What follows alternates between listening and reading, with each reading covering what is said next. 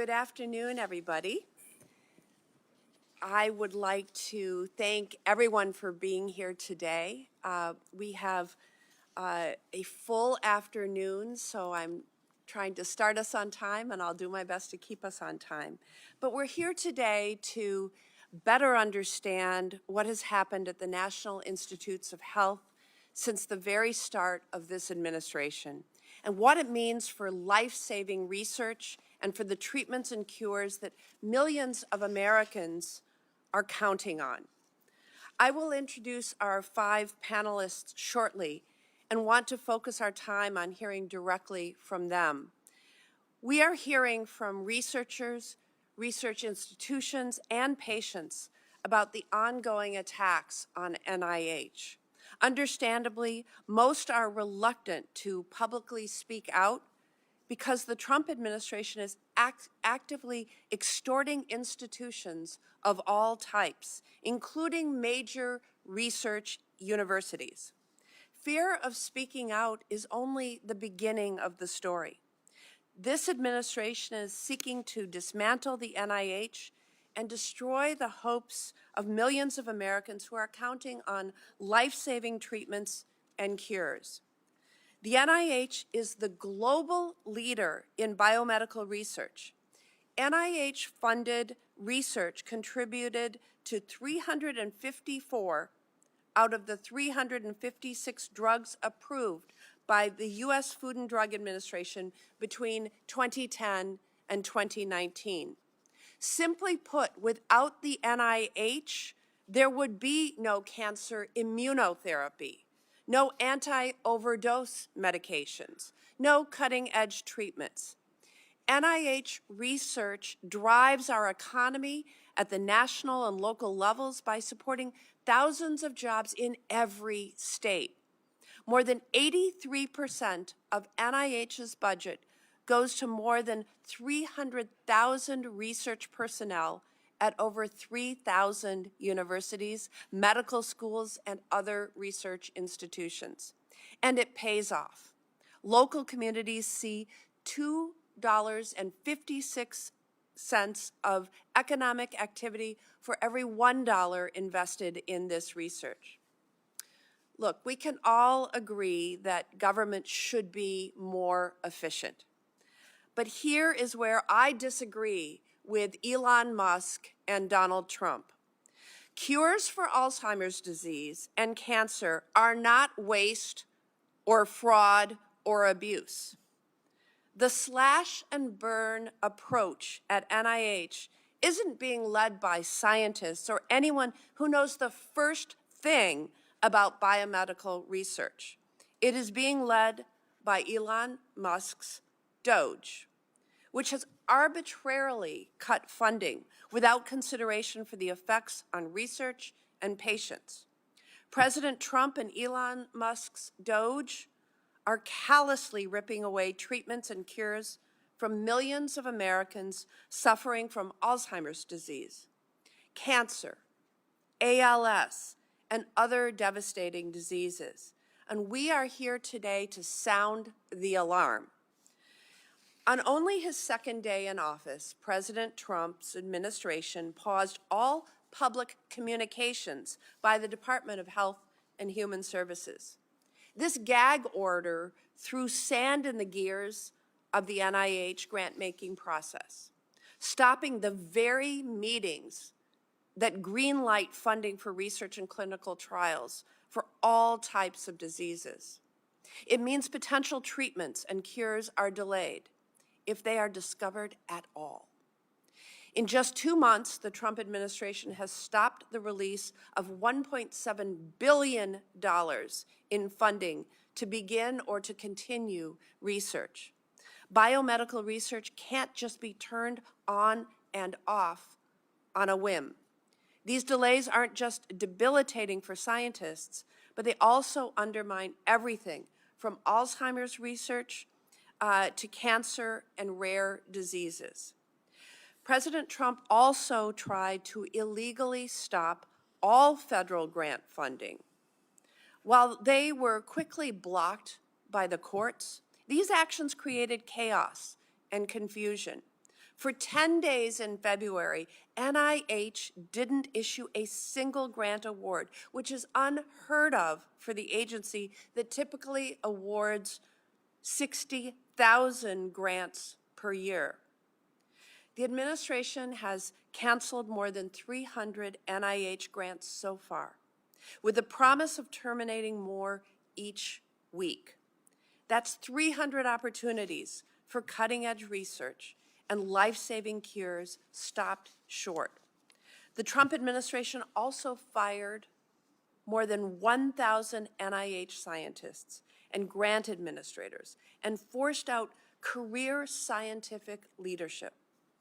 Firing grant managers will mean even more delays in getting funding out the door. Firing scientists will mean that it will take even longer to find cures to diseases that plague Americans. Terminating early career training programs means fewer promising scientists to make groundbreaking medical breakthroughs, treatments, and cures. We have heard heartbreaking stories from patients in clinical trials, often someone's final hope of curing a disease, who are worried that their access to cutting-edge, life-saving treatment will be cut off because of heartless cuts President Trump and Elon Musk's Doge are making to NIH. This isn't efficiency. This is cruelty. Finally, the administration also attempted to illegally cut the funding that supports biomedical research infrastructure and clinical trials at institutions across the country. These resources, commonly called indirect costs, are literally keeping the lights on in labs. And without them, these laboratories could not operate. In my home state of Wisconsin, it would cut $65 million from research institutions. Our neighboring state of Iowa would have had more than $33 million slashed from their biomedical research enterprise. I have made it clear as the ranking member on the Senate Appropriations Labor, Health, and Human Services Subcommittee that such a cap is a blatant violation of current law and will halt research, plain and simple. And I would be remiss if I did not point out the why.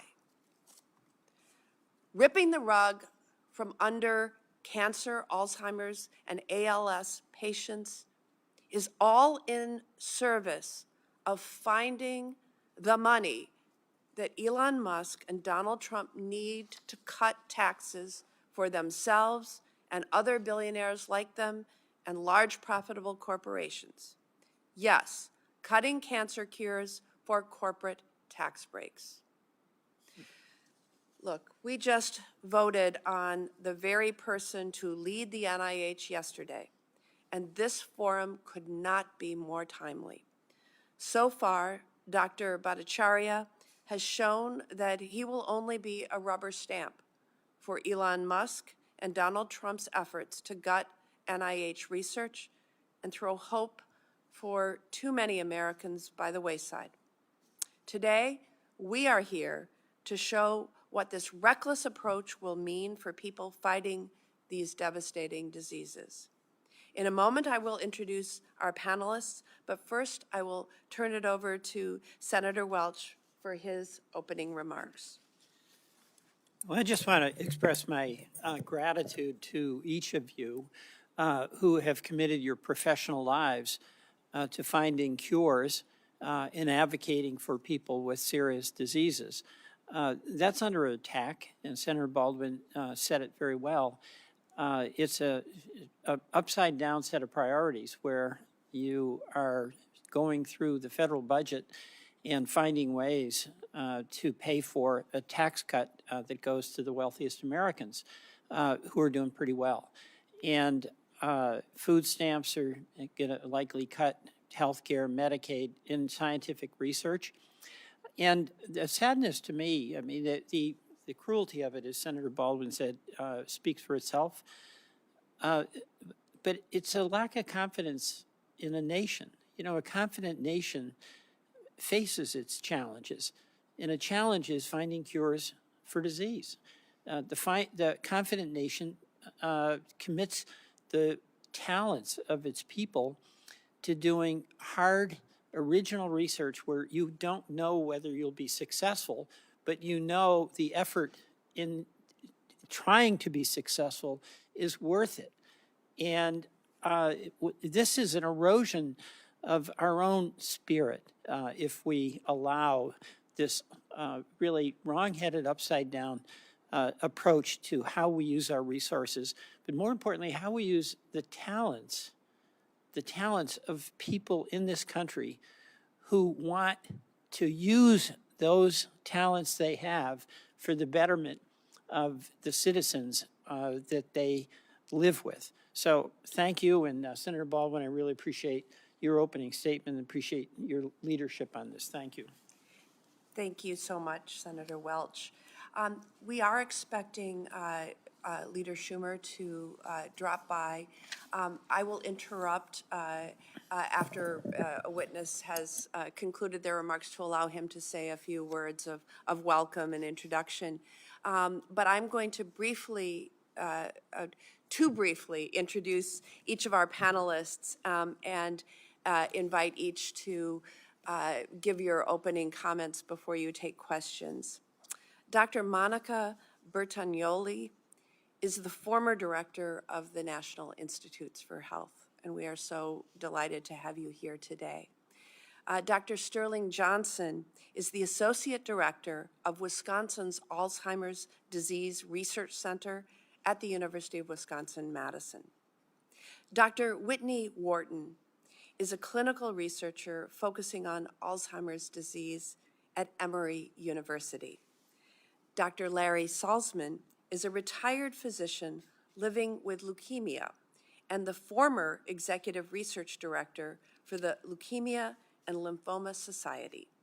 And Dr. Jesse Ibara, I just completely botched your last name, you'll correct me in a moment, but is a veteran living with ALS and Board of Trustees member for the ALS Association. Thank you all for joining us this afternoon. I look forward to hearing from all of you, and Dr. Bertonoli, you may deliver your opening remarks. Ranking Member Baldwin, Senator Welch, and Klobuchar, and also distinguished members of the Senate, thank you for allowing me to speak at such a critical time for our nation. I am Monica Bertonoli, a surgeon and cancer researcher who served as the 17th director of the National Institutes of Health. I've had a full spectrum medical career. As a surgeon, I cared for patients with cancer. I conducted research to identify better ways to diagnose, treat, and prevent cancer, and led programs to educate the next generation of doctors and researchers. Most recently, I was a public servant responsible for overseeing how precious taxpayer dollars were used to improve health. But I think my most relevant role is that I am a cancer survivor. I would not be here today, healthy and thriving, without the research funded by NIH over the past 5 decades. So I also represent the many millions of people throughout our nation who have directly benefited, even owe their lives, to biomedical research funded by the NIH. I resigned my post as NIH director in January of this year, and since then, I've had no insight into how decisions are being made by our current leaders at HHS. I can speak, however, about the downstream effects of their decisions and some irreparable damage that their policies are producing.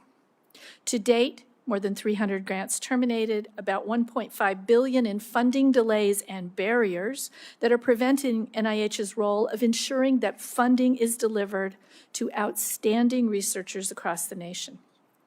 I recently met with a young researcher affected by the current funding delays. He's not that young. He's 35 years old and I know, I agree. He's 35 years old and just starting out After completing college, medical school, PhD in molecular biology, a residency in internal medicine, and specialty training in oncology, his mother died of pancreatic cancer, and he wants to treat people with this deadly disease and conduct research to develop ways to prevent it. He trained for 16 years after high school in the best programs in the country, the only places where the kind of care and research he has trained for are done. And because of hiring freezes and the research funding that has been stopped, he can't get a job. Academic medical centers across the nation cannot hire him. What will he do? He might seek a job in private industry, but this won't allow him to treat patients and will take away his chance to pursue the fundamental research toward his goal of preventing the disease that took his mother. He might move to another country. This is not an isolated story at all. There are so many other damaging effects from funding cuts and delays, and the current situation, even if temporary, is producing irreparable harm, especially to those of the next generation, and not just in a few targeted research areas.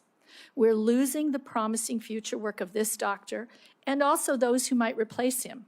Because how can we ask a young person who needs a career to sustain them to undertake the years of study required when the future is so uncertain? Our country's investment in biomedical research has fueled tremendous progress. Consider the two biggest causes of death in our country: cardiovascular disease and cancer. Since I began my own career, the age-adjusted death rate from cancer in the U.S. fell by 34%. That means 4.5 million people who would have died from cancer survived due to NIH-funded advances in treatment, early detection, and prevention. Death rates due to heart attacks and strokes also fell about 30% during this time. This progress would not have happened without taxpayer support. The same support also fueled our economy. In 2024, every $1 of NIH funded generated an estimated $2.56 in economic activity, but that totals to $94 billion for our economy. This funding produced over 400,000 jobs nationwide and fueled local economies through spending on research-related goods, services, and salaries. Today, we are just beginning to see progress against devastating diseases which have long been hopeless: Alzheimer's disease, ALS, diabetes, even pancreatic cancer, all because of NIH funding. And this has proven to be a great investment for American taxpayers, producing both extraordinary improvements in health and significant profits for our nation's economy. How can we afford to see this progress stalled?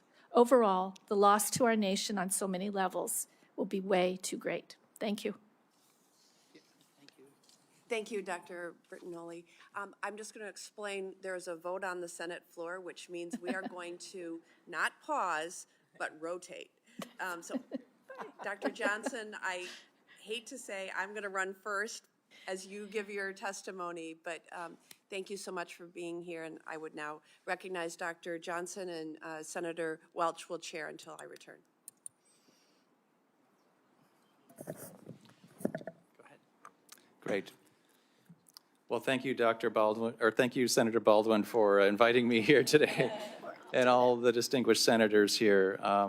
I'm honored to be here today representing the University of Wisconsin School of Medicine and Public Health.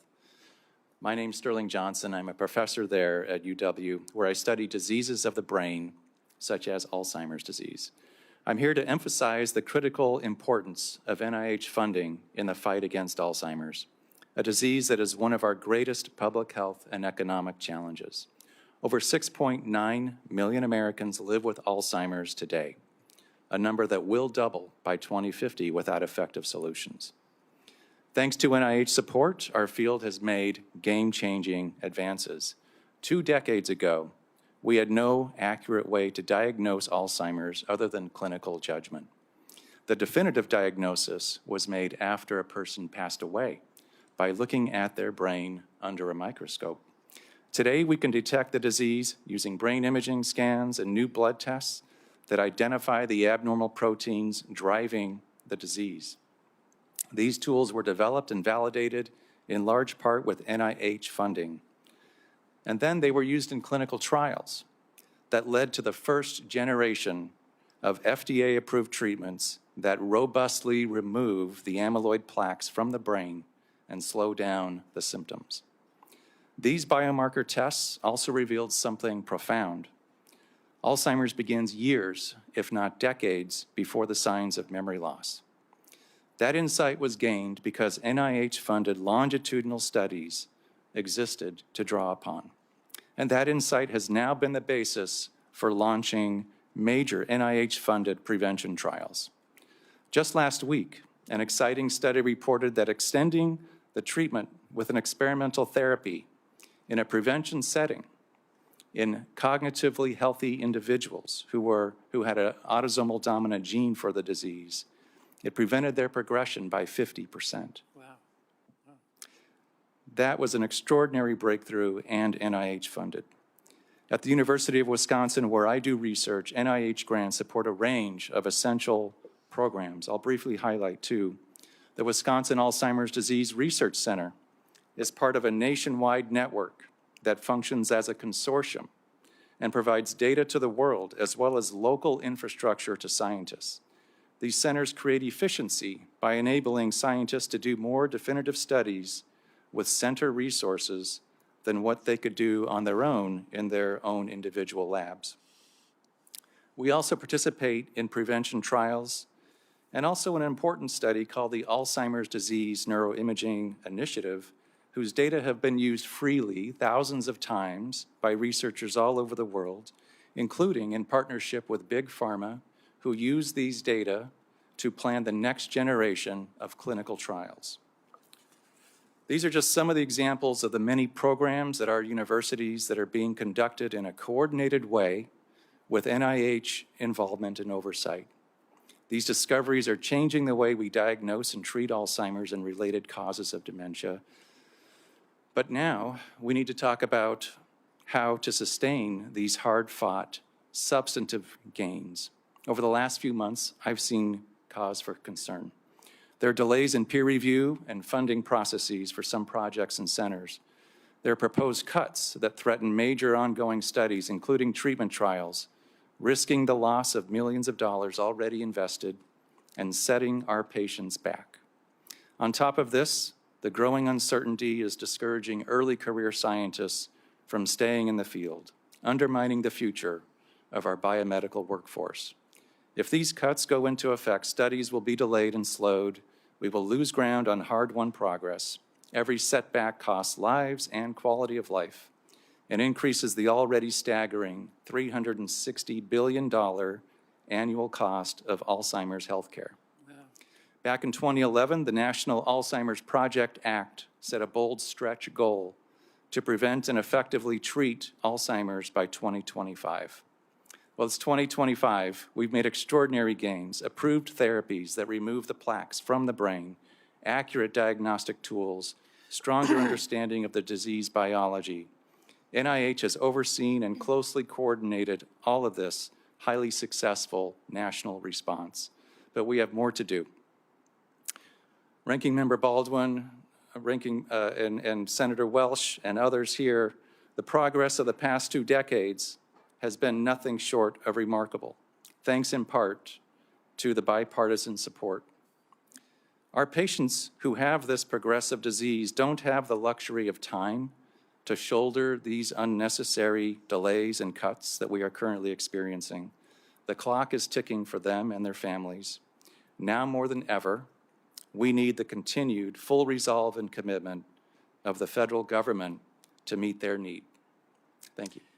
Thank you very much. Very inspiring. Dr. Wharton.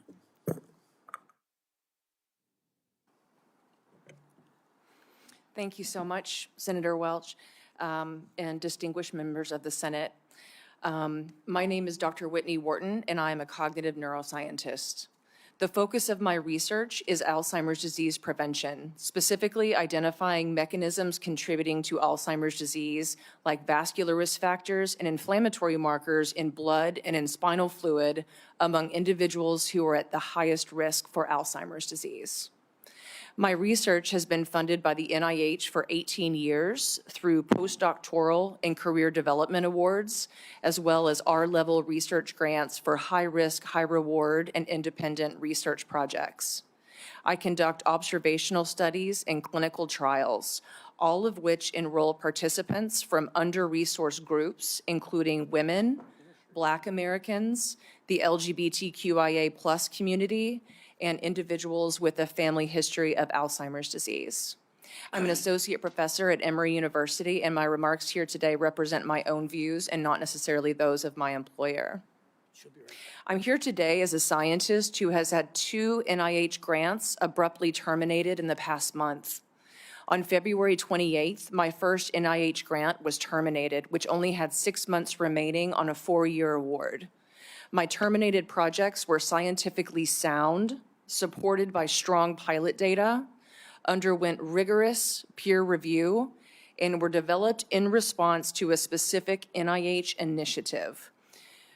Specifically, the funding announcement at the time read, and I quote, "Diversity among research participants broadens scope and improves the generalizability of scientific investigations.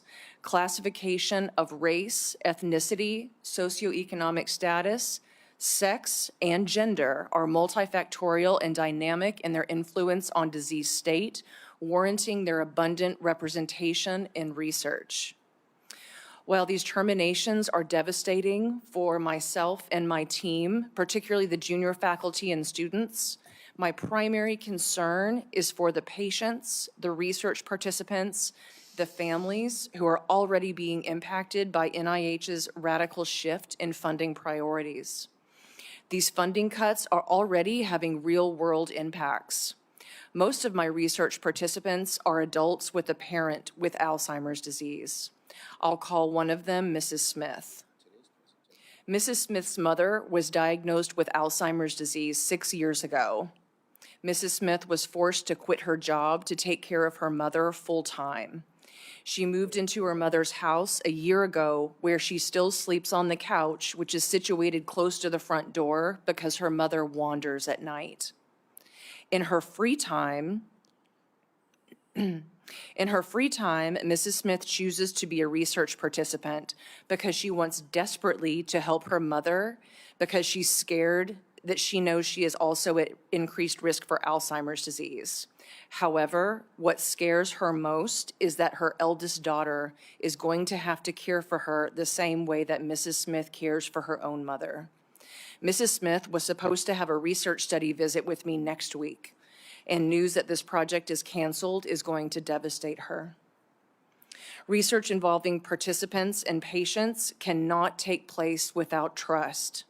Building and retaining a group of patients and participants who donate their time, their energy, and quite literally their body fluids, particularly when they have or are at risk for a terminal illness, is a gift, and the only way that we can ensure effective treatments and prevention strategies in the future. Furthermore, research participants should be representative of the individuals most likely to have a particular condition. And research shows that Alzheimer's disease is more prevalent in women, racial and ethnic minorities, and the LGBTQIA+ community, in addition to people of lower SES and rural Black Americans and white individuals. Termination of my peer-reviewed grants and hundreds of others, which were awarded based on merit, has potentially devastating implications for all Americans.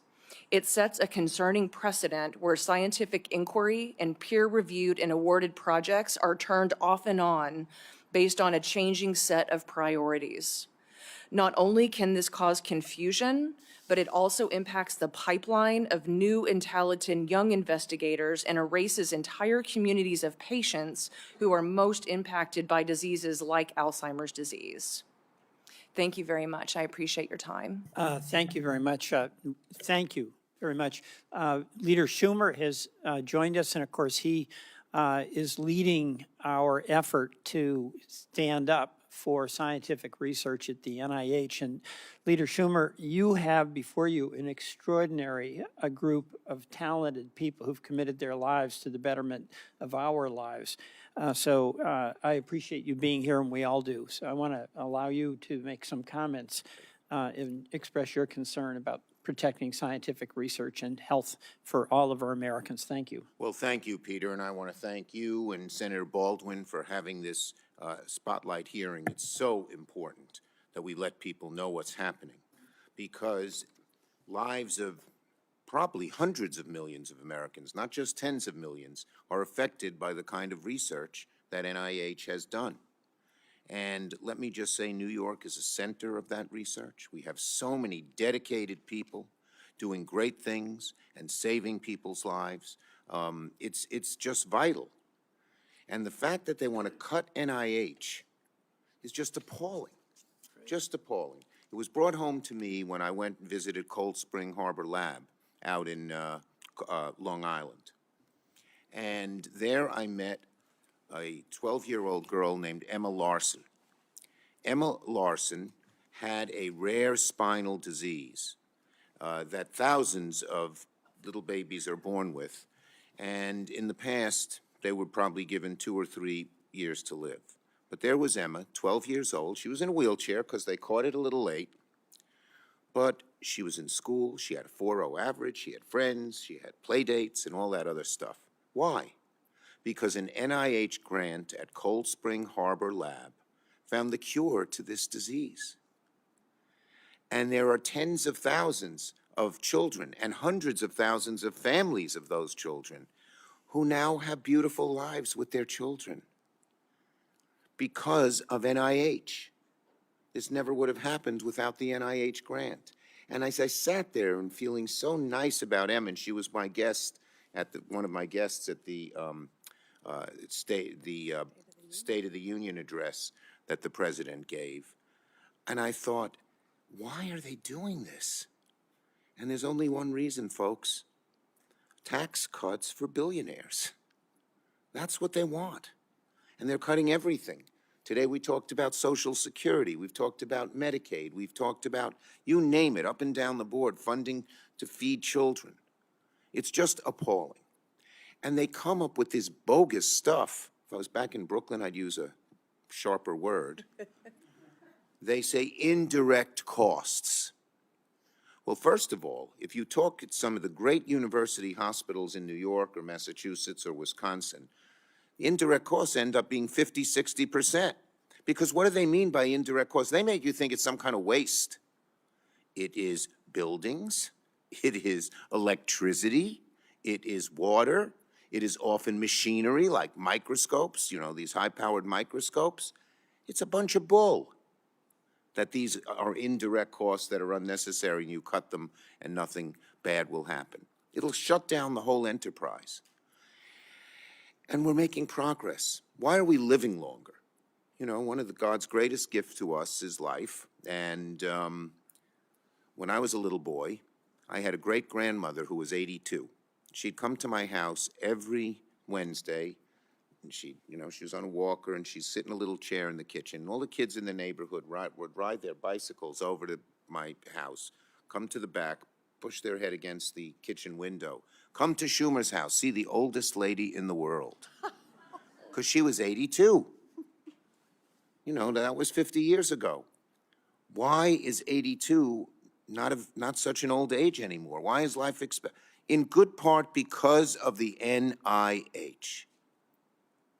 What makes these people think we want to stop that research, which could, you know, reduce death rates from cancer and maybe find a cure to Alzheimer's or ALS, which my uncle passed away from.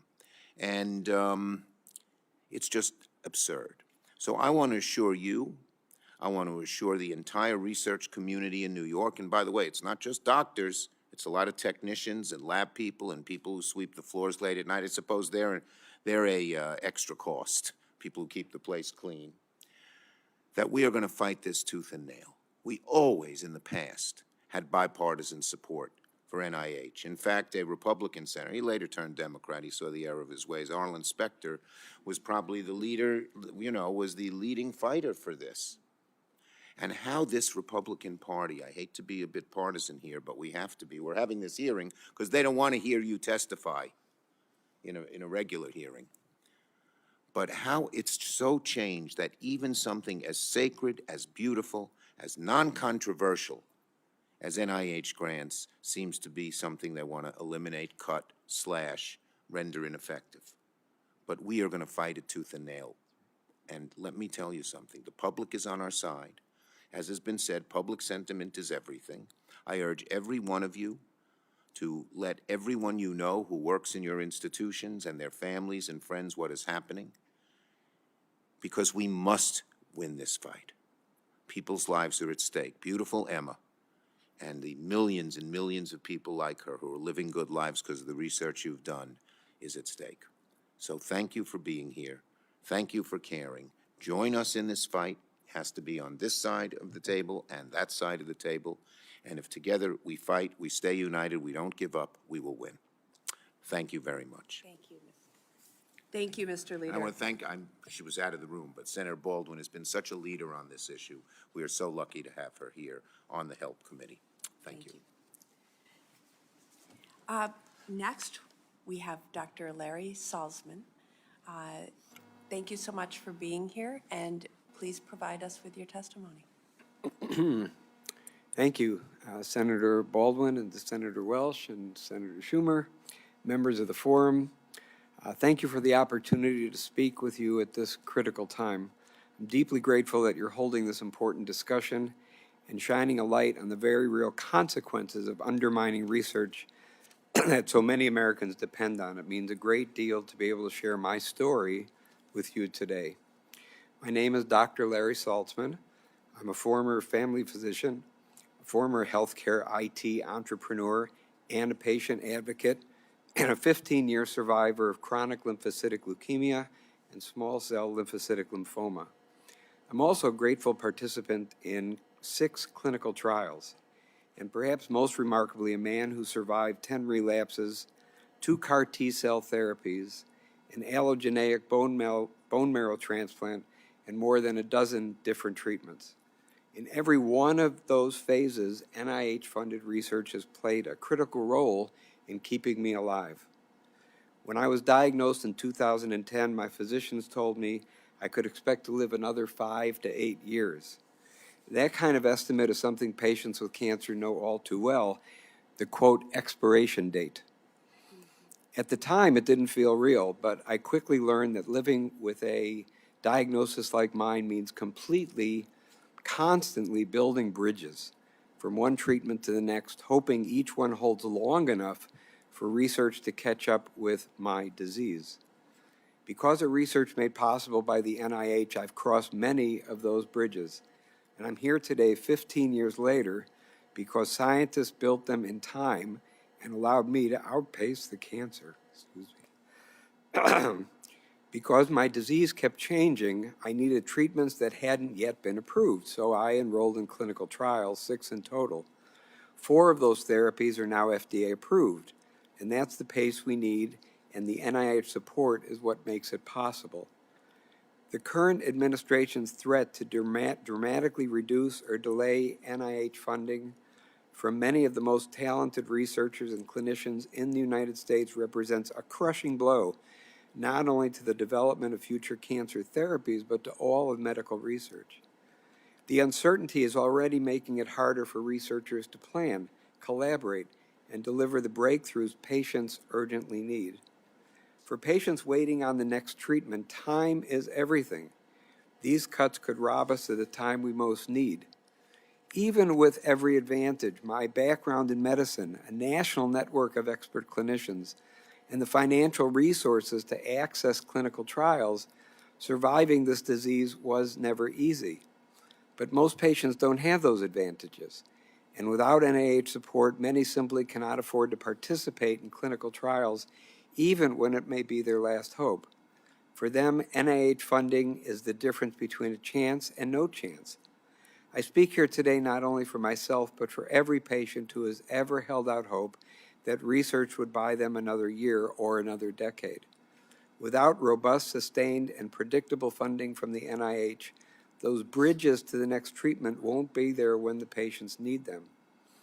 The bridge that saved me was built through decades of investment, innovation, and relentless commitment from our nation's scientific community, but those bridges do not build themselves.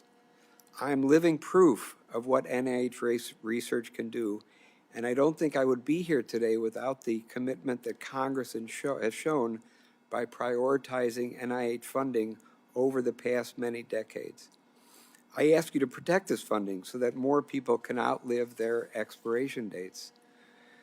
I'm proud to have shared my story through the American Association for Cancer Research, which continues to play a leading role in advocating for strong, sustained investment in biomedical research. The recent statement responding to the administration's actions adequately reflects what so many in the scientific and patient communities are feeling right now, that we must speak out, stand up for science, and protect the future of medical progress. Thank you again for giving me the chance to share what that progress has meant in my life. I don't take a single day of it for granted. Thank you. Thank you, Dr. Saltzman. Next, I want to introduce for his opening remarks Mr. Jesse Ibara, who I understand has a message from your 10-year-old son that you'd like to share with us to begin with. Good morning. I'm not a doctor. Thank you, Senator Baldwin, Senator Welch. Thank you for the opportunity to speak today. My name is Jesse Ibara. I'm a father, a grandfather, and a military veteran from San Diego. I am also a person living with ALS. ALS, also known as Lou Gehrig's disease, is a neurodegenerative disease that takes away a person's ability to walk, talk, feed themselves, and eventually breathe. It's always fatal. The average survival time is 2 to 5 years. Current treatment options for ALS are extremely limited, and there is no cure yet. But we are getting close. For reasons still unknown, veterans like me are twice as likely to get the disease. I joined the Air Force willing to give my life for my country. I just didn't expect it would be through an illness I developed 30 years after I served.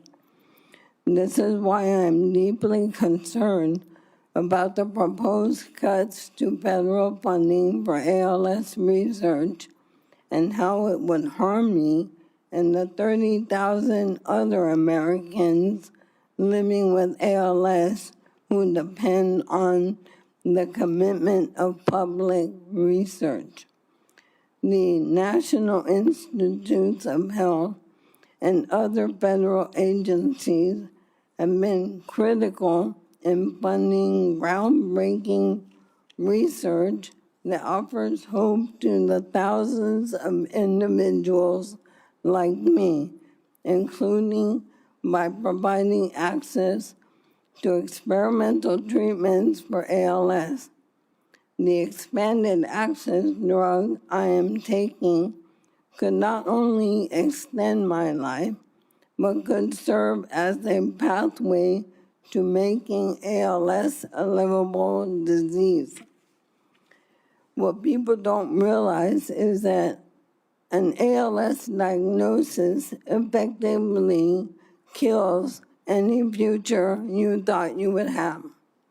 After a year of feeling sorry for myself, I decided I would create a future to live into by planning things every month, 6 months, a year, and beyond. Access to this drug has truly given me a glimmer of hope and a possible future where I could see my 10-year-old son and granddaughter graduate high school and college, something I did not think was possible when I was first diagnosed.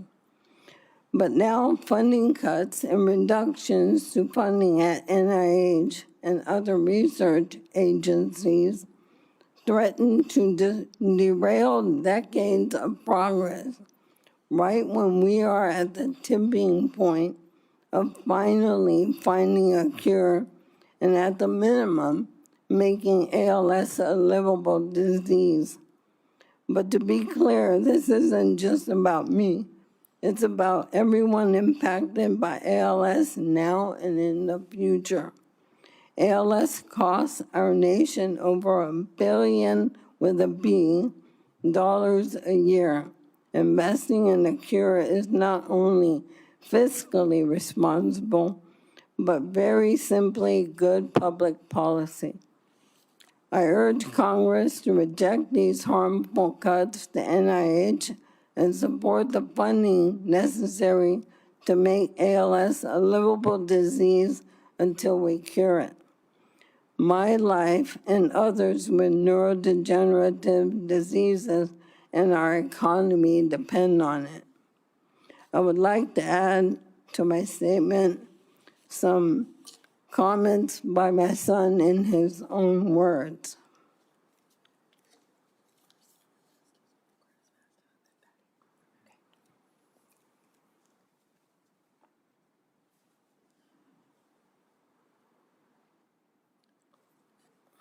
Sorry. I am 10 NIH funding. Thank you for hearing my story today, and God bless everyone. Thank you. No, that wasn't it. There we go. That was good. Senators, I want to start off by introducing myself. My name is Dewey. I am 10 years old, and I'm on the autism spectrum. I would like to express why funds shouldn't be cut and Sorry. I got it.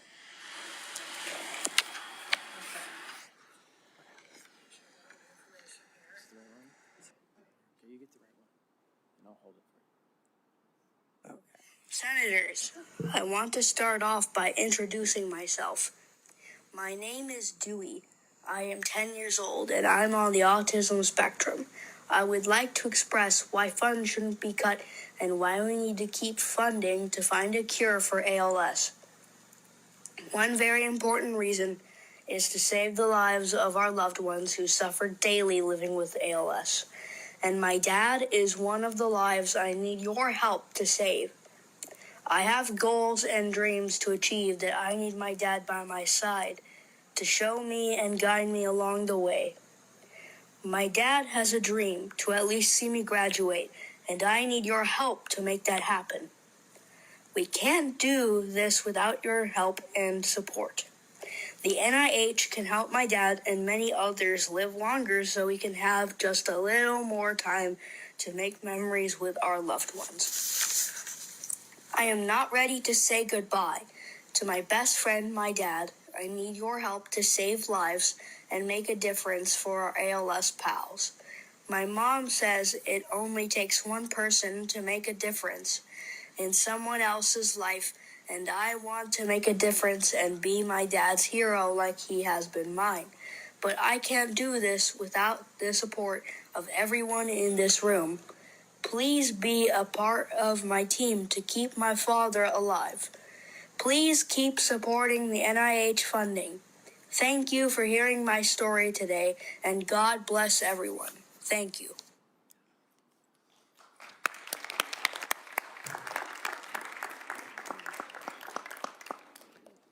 Thank you. Senator Baldwin and Senator Welch for your commitment and support to these critical issues. I am so grateful to have people like you fighting so hard for everyone facing diseases that the NIH is trying to cure. Thank you. Thank you. Senator Cortez Masto. Thank you. I just have to thank all the panelists here. So appreciate you coming to join us today. And I want to thank both Senators Baldwin and Welch for facilitating this important forum. As we all know, and that's one of the reasons why we are here to shine a light on what is happening, the National Institutes of Health, it's under attack by this administration. I hear it in my state of Nevada. I hear it here through the halls of Washington. Every time I meet with groups coming into my office, this is the one thing I hear. Adding to that chaos and confusion, President Trump and an unelected billionaire, Elon Musk, are sowing chaos, uncertainty throughout our nation. Let me just say, the impacts that we are seeing on NIH, it doesn't matter whether you're a red state or a blue state. This isn't about party politics. It's exactly what we heard. This is about saving lives. This is about finding a cure. And I don't think you have to be touched by somebody who either lost their life to a rare disease or has extended their life to be able to support NIH and what we are trying to achieve here and what I think is one of the most important things. Let me just say this. I know in Nevada in fiscal year 2024, NIH awarded grants and contracts to work in Nevada that directly supported 890 jobs, adding nearly $200 million to our economy. I have heard directly from Nevadans who have rare diseases like sickle cell disease, which impacts about 1,000 people in Nevada. What they have told me and what you all know is that because of the NIH research, we now have gene therapy to help treat that disease, among other things. And cutting NIH's research funding will set us back, and it will leave 30 million Americans with thousands of different rare diseases behind. Here's the other thing I know. We have two universities, UNLV in Nevada and University of Nevada, Las Vegas. And they are recipients. We have two medical schools there. Both of these universities are R1 research universities, among the top schools for medical research in the country. And that research is heavily supported by grants from NIH, which goes towards innovations in curing cancer, cardiovascular science, brain health, and other critical areas.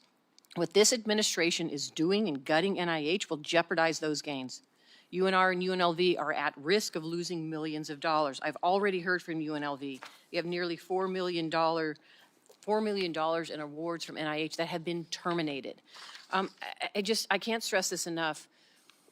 The reason why we are here is what we just heard and what all of you know. This is about saving lives. This is trying to identify the rare diseases, what is happening in healthcare in this country, and saving lives and bringing cures and helping families who want an opportunity to achieve. Tomorrow is the anniversary of my first cousin, who passed away at the age of 58 from cancer. She passed away 2 years ago. And she fought like hell. And she was a nurse, and she wanted to stay alive long enough so that she could see her first grandchild born. She passed away March 27th. Her first grandchild was born March 29th. I am named after my grandmother, who unfortunately later on in life died from Alzheimer's disease. It touches so many of us. And that's what this is about. And, you know, and it's so frustrating to me that I see here in Washington too many people making decisions without understanding the real life implications and what is going on out there in this country, not just inside this beltway based on data and numbers, but what is actually happening in real life to our families, to our loved ones, to individuals. And this is about saving lives. So I cannot thank you enough for being here. I've got one quick question. I know I'm running out of time, but let me ask this to Dr. Wharton. In light of the changes that the administration is making, I'm curious, how are researchers adapting? How are they responding to this uncertainty and chaos, and what should we know? Thank you so much for the question. Senator, one of my very favorite people in the whole world and a researcher that I respect so very much, a junior investigator, is from UNLV. His name's Jason Flatt. And he has lost a lot of, he has lost now 4 research grants. And that is because his grants, while they're under the Alzheimer's umbrella, focus specifically on the LGBTQIA community. So it's people like that that I'm very, very concerned about. I don't know exactly, it's a very difficult time. The communication pipeline is stifled. It's shut down between investigators, between us and the NIH. So the NIH is, we don't know what to do necessarily because we don't know what grants are going to be terminated. A lot of us just receive, a letter saying effective immediately. It's just a stop work order. The letters are also pretty terrible in language. So what we're doing. Ask in language in what way? I'd be curious. I actually have my example from one of my NIH grants that was cut. So my termination letter, which I received on February 28th, was as follows, and I quote, "This award no longer upholds agency priorities. NIH is obligated to carefully steward grants toward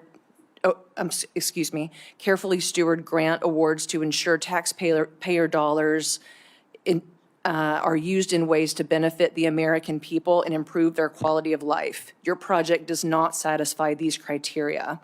It then says, it cites transgender issues, and it says, quote, "Research programs based on gender identity are often unscientific, have little identifiable return on investment, and do nothing to enhance the health of many Americans. Many such studies ignore rather than seriously examine biological realities. It is a policy of NIH not to prioritize these research programs." And just to be clear, nobody came to talk to you. Nobody came to see your research. Nobody came in to observe anything that was going on. You just got this letter from somebody out of Washington, and that was it.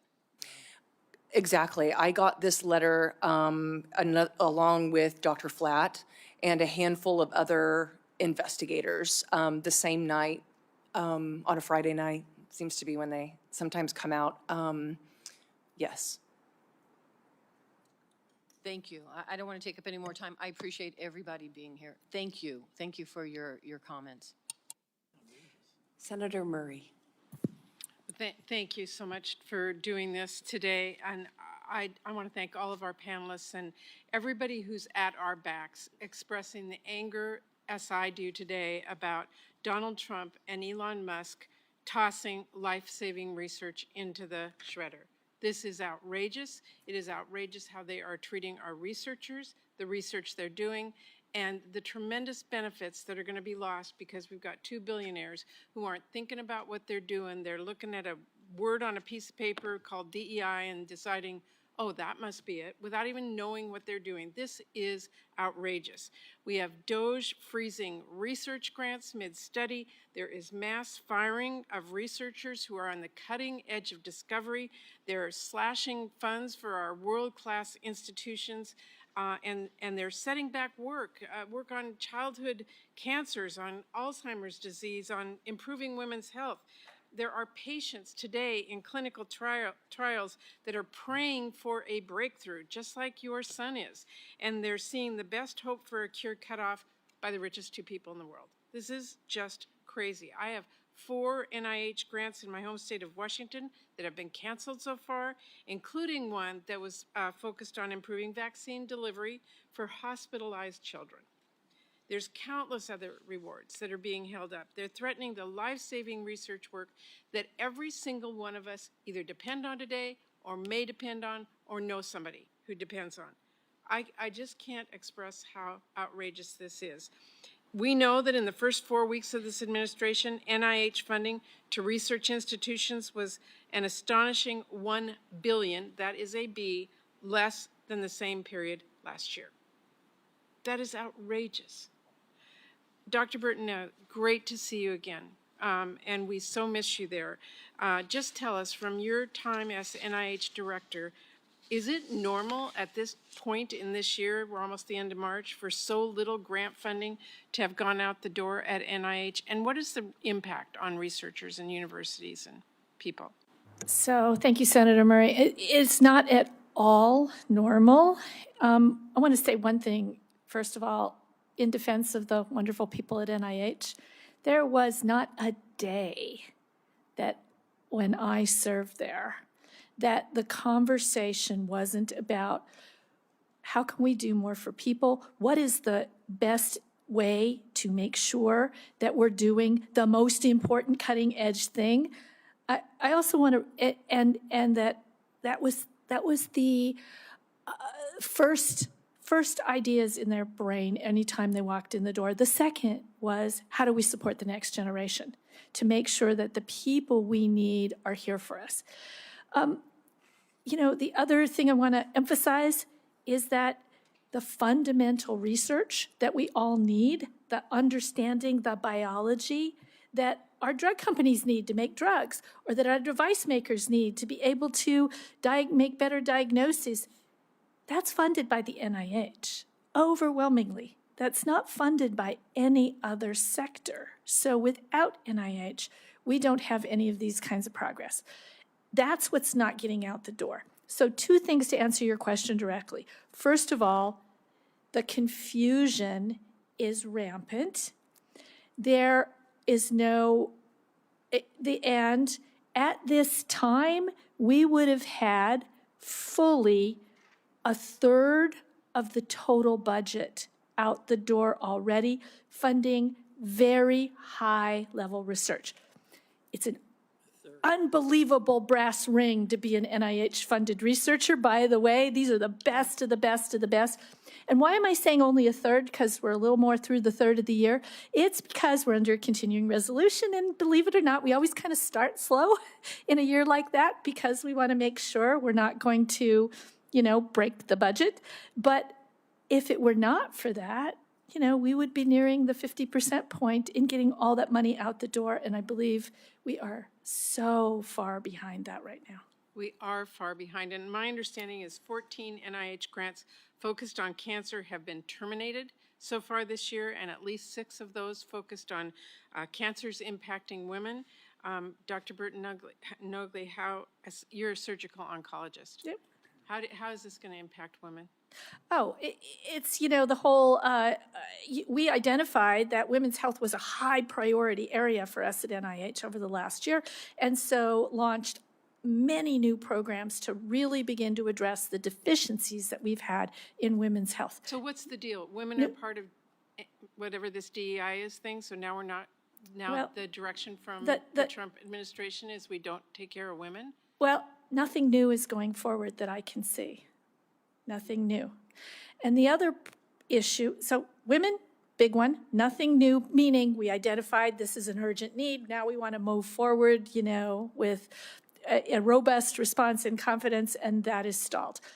Another one I'll give you very quickly because this one is our underserved communities, underserved rural communities, like where I grew up. University of Utah, my alma mater, just had a clinical translational research award canceled in its second of 7 years, just terminated, CTSA award. This award, the aims are genetic testing to improve treatment and diagnosis of critically ill newborns, skin cancer reduction programs throughout rural communities, support young adults with heart disease to be able to live lives and be better connected to their doctors if they live in rural locations, and to identify genetic causes of bipolar disorder, canceled in its second year. So that's what we're seeing. I mean, this is outrageous, and I would just have a word for Elon Musk and President Trump. Women are a part of your life too, and without them, you won't be where you are. So you better focus on their health and get these fundings, this research funding back in place. Thank you. Thank you. So as ranking member on the Labor, Health, and Human Services Appropriations Subcommittee, I've been raising the alarm about these harmful, illegal actions that the Trump administration has been taking against NIH research. And earlier this month, I raised the alarm and revealed that the Trump administration had halted $65 million in funding for 14 Alzheimer's disease research centers. Dr. Johnson, your center at the University of Wisconsin-Madison was not one of those 14 centers. However, if your center had have lost funding, what would have happened to your research and the center itself? And then I have a follow-up question after that. Okay. The Alzheimer's centers are, they're the jewel in the crown of our nation's ability to respond to the problem of Alzheimer's disease. This is, we see 18,000 participants. We support scientists, we support projects, and we enable projects that investigators couldn't do by themselves, or it would take them a lot longer to get those projects to fruition. So the centers bring critical efficiency, they bring expediency to this national mission for Alzheimer's disease.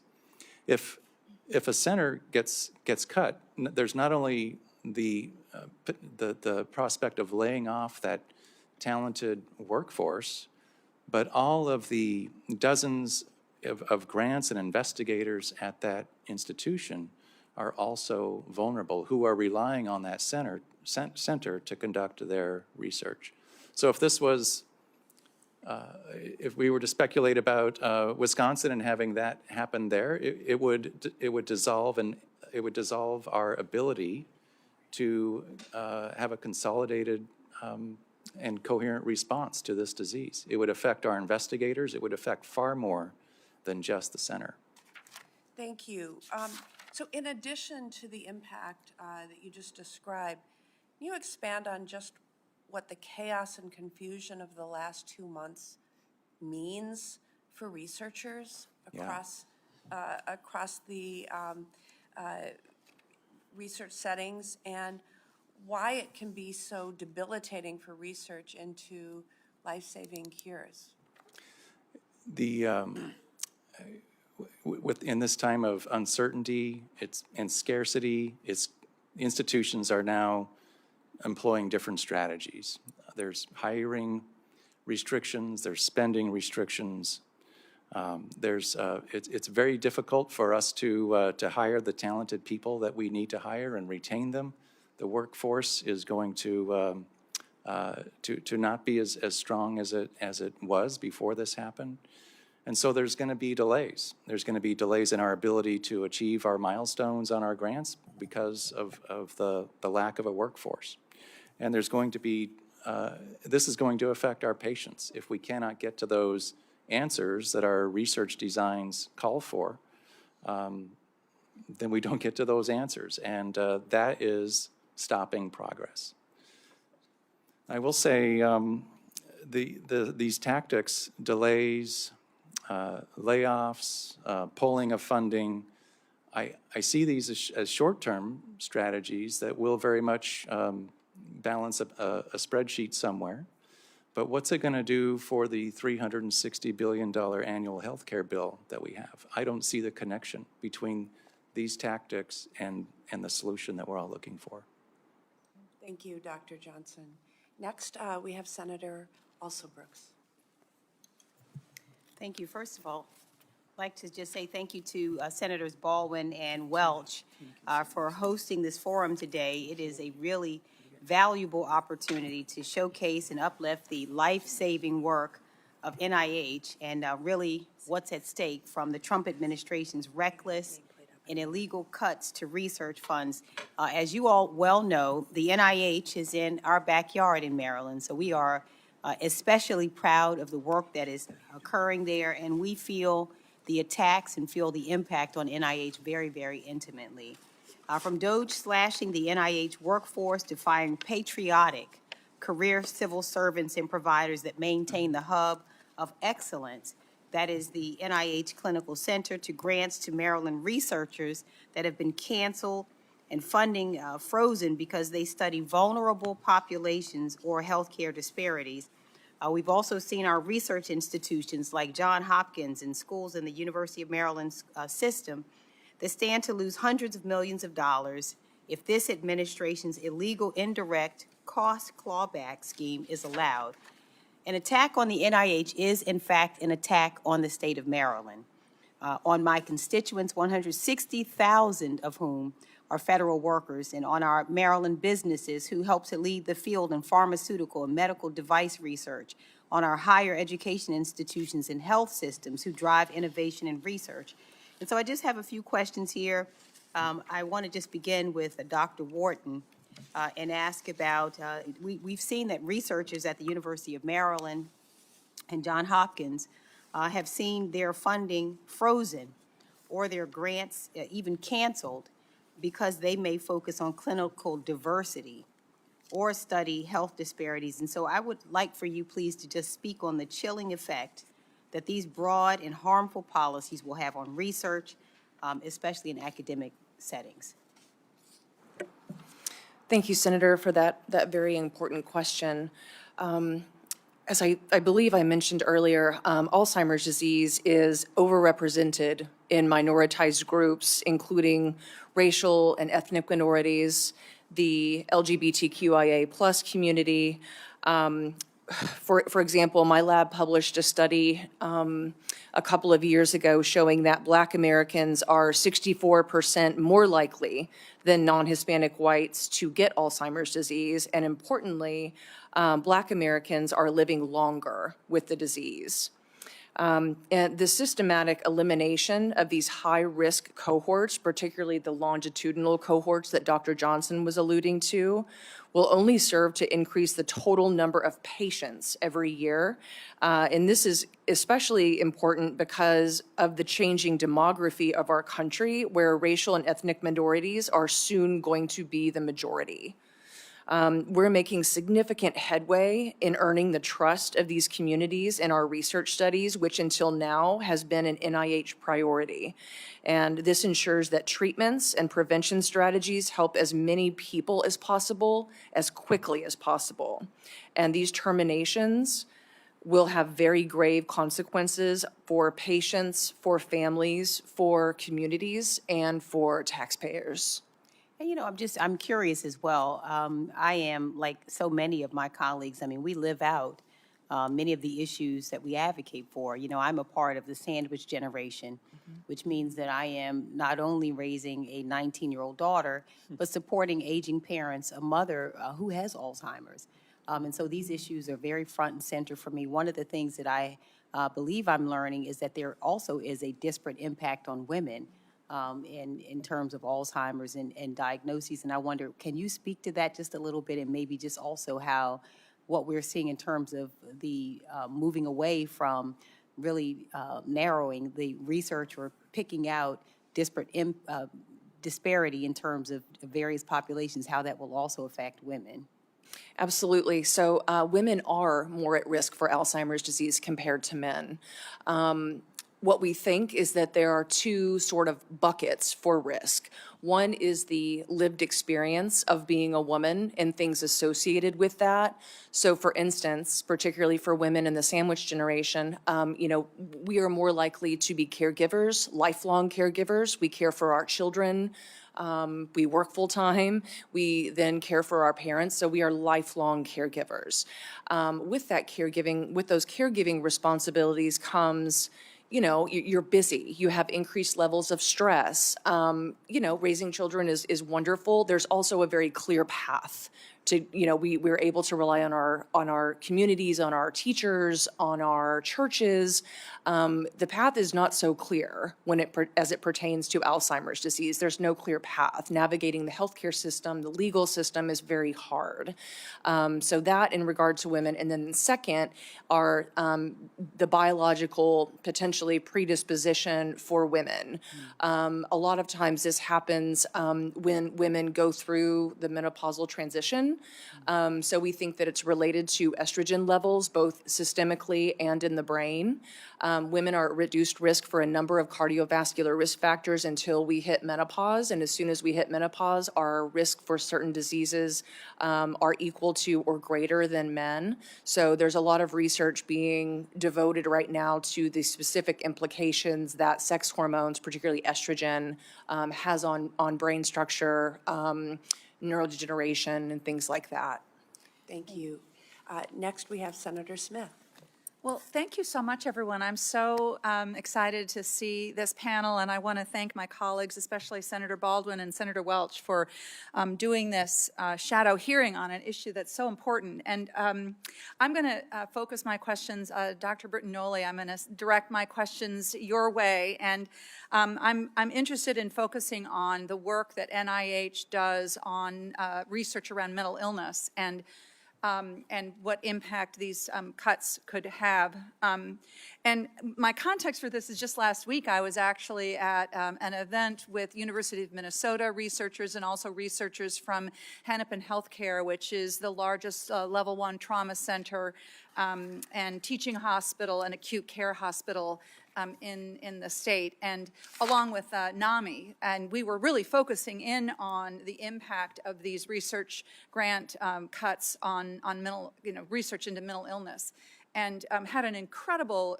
young woman who had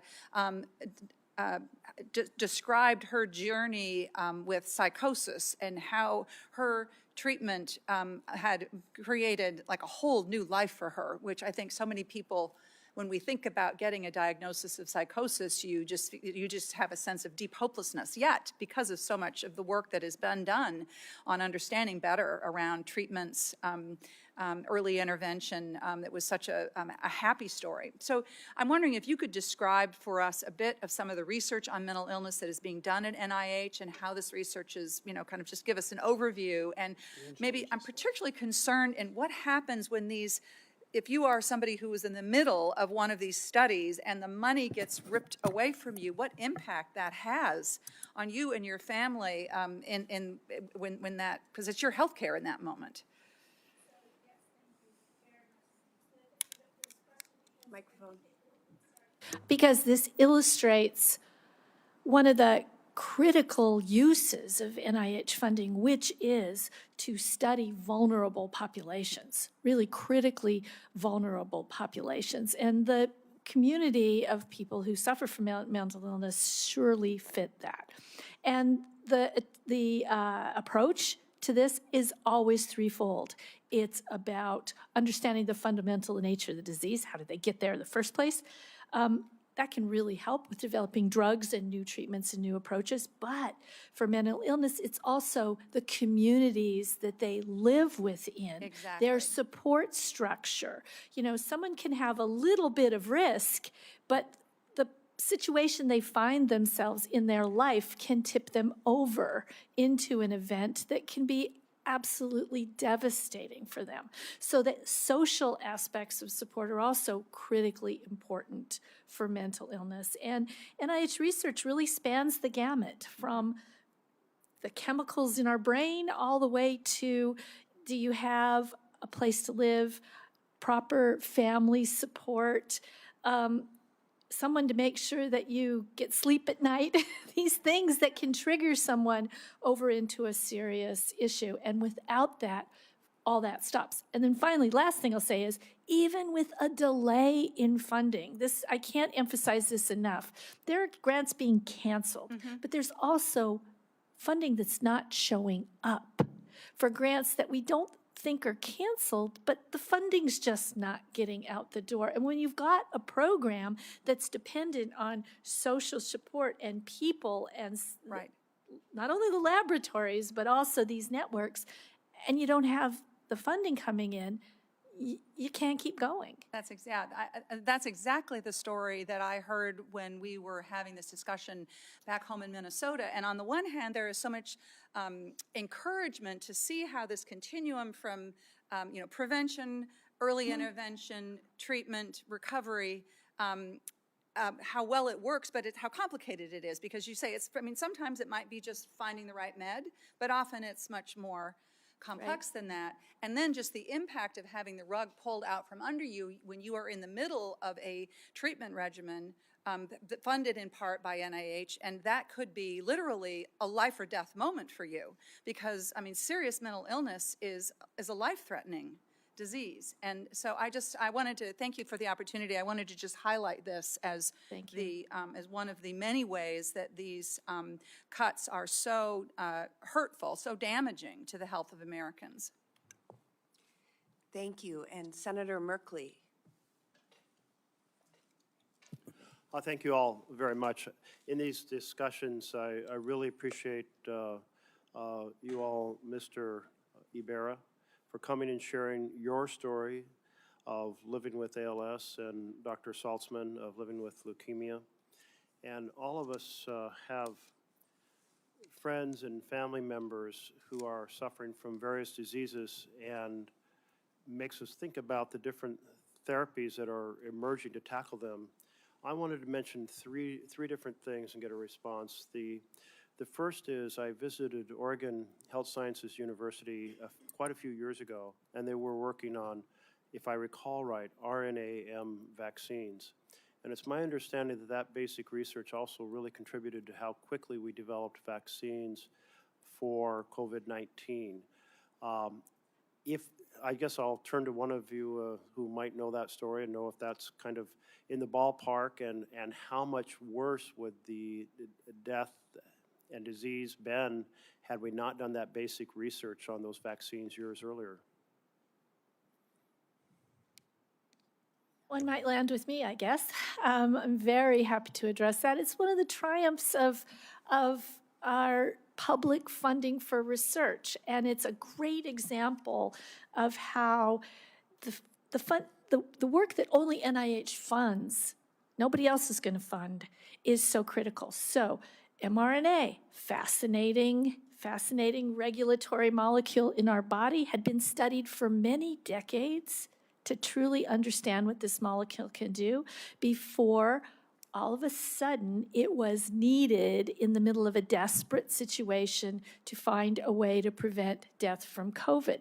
The other thing I will illustrate is the way that has to do with the story is that a researcher working in HIV research in the NIH intramural program figured out a way to stabilize an mRNA protein so that you could actually make a vaccine.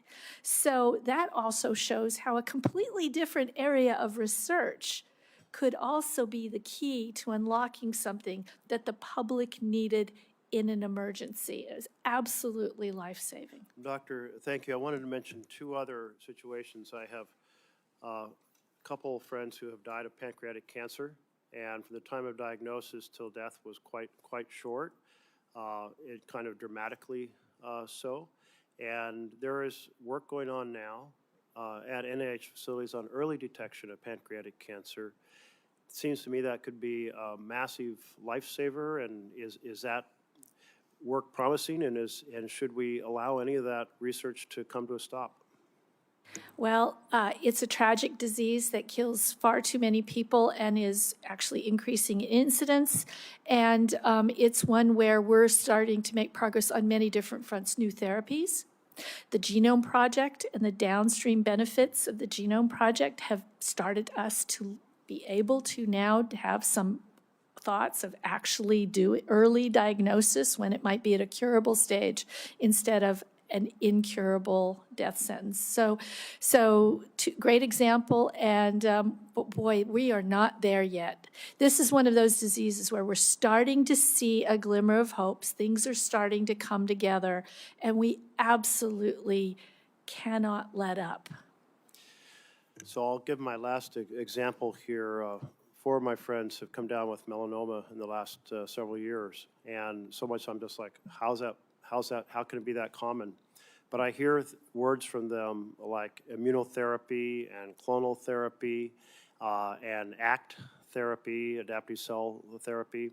And I don't know that I have no idea what these things are, but I gather we have multiple emerging strategies to take on melanoma. In two of my friends' cases, they are free of disease, so that's a huge celebration. In one case, that friend has died. In a fourth case, still in the question mark stage, but multiple strategies, multiple universities, scientific institutions going forward to tackle this devastating skin cancer that spreads like crazy. It was a very, very, very long road to getting what in some cases is now a cure for people with melanoma, and we're not there yet for everyone, but that is also an incredible success story. And I'll remind you all that our wonderful President, Jimmy Carter, was one of those great success stories from his melanoma, which first showed up in his brain.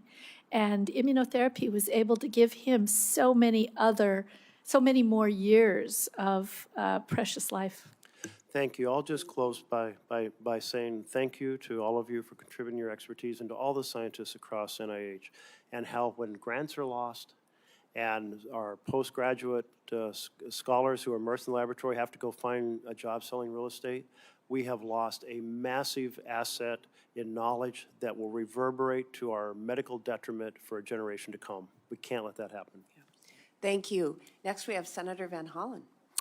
Thank you, and I want to start by thanking you, Senator Baldwin, and Senator Welch for convening us. Thank all of you for sharing your expertise and leadership here. I know my colleague from Maryland, Senator Alsobrooks, was here a little earlier, and we are proud to be the home of NIH, but especially proud of what NIH does to help develop treatments and cures for Americans and that benefit people around the world and make us the center for medical research around the world, with all its health benefits, but also with all its economic benefits. So appreciate all of you being here. I just got word as I was coming in that Doge is today at NIH.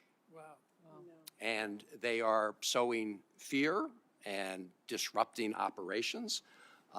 And so we're hearing from some of those folks who do that important work for our country as we speak. I wanted Dr. Wharton, if you could speak to the issue of the next generation of scientists, especially medical researchers, because, you know, in the past 60 days, I've heard from a lot of the probationary employees who were fired, and a lot of them probationary, we all know, not because they did anything wrong, but because they're new to the job. And they tend to be, in many cases, younger people who are just starting out. And they're excited about helping do this important research. Also NIH fellows whose positions were just terminated, right? So this is the next generation of medical researchers that are going to be essential for helping Americans address these challenges from diseases and help contribute to our economic strength. So could you just speak briefly, Dr. Wharton, to the importance of NIH and NIH grants to helping recruit that next generation, and what this would mean if the Trump administration Musk operations are allowed to continue? Well, I can tell you undoubtedly that these cuts are very, very devastating, and they're very scary for young investigators, for students, whether they've been affected or not. Everyone is concerned. It takes a long time to become a scientist. It's a lot of school. It becomes a part of your identity. A lot of us study certain areas of research, like I study Alzheimer's disease for a reason, because it touched my family. So for a lot of us, we're personally vested in our work. I also just wanted to say that these funding terminations directly make worse what we have in science referred to as the leaky pipeline. And that is where young scientists in whom the NIH and everyone has already invested and spent significant energy and resources, these young scientists may leave research altogether because they're nervous. That we want to stay in our fields, but we also have to pay our mortgage. We have to raise our kids. Is this a viable path for us to go forward? So it's a very difficult time. I know, speaking to the grants that have been terminated, very detrimental. A lot of those are career development awards, which the purpose of those are to train the next generation of leaders. Also, awards that aren't necessarily that have not yet been terminated. They just the can keeps getting kicked down the road, and they haven't been able to be reviewed, and I'm not sure if they will. Thank you. I appreciate that. I see the time is short.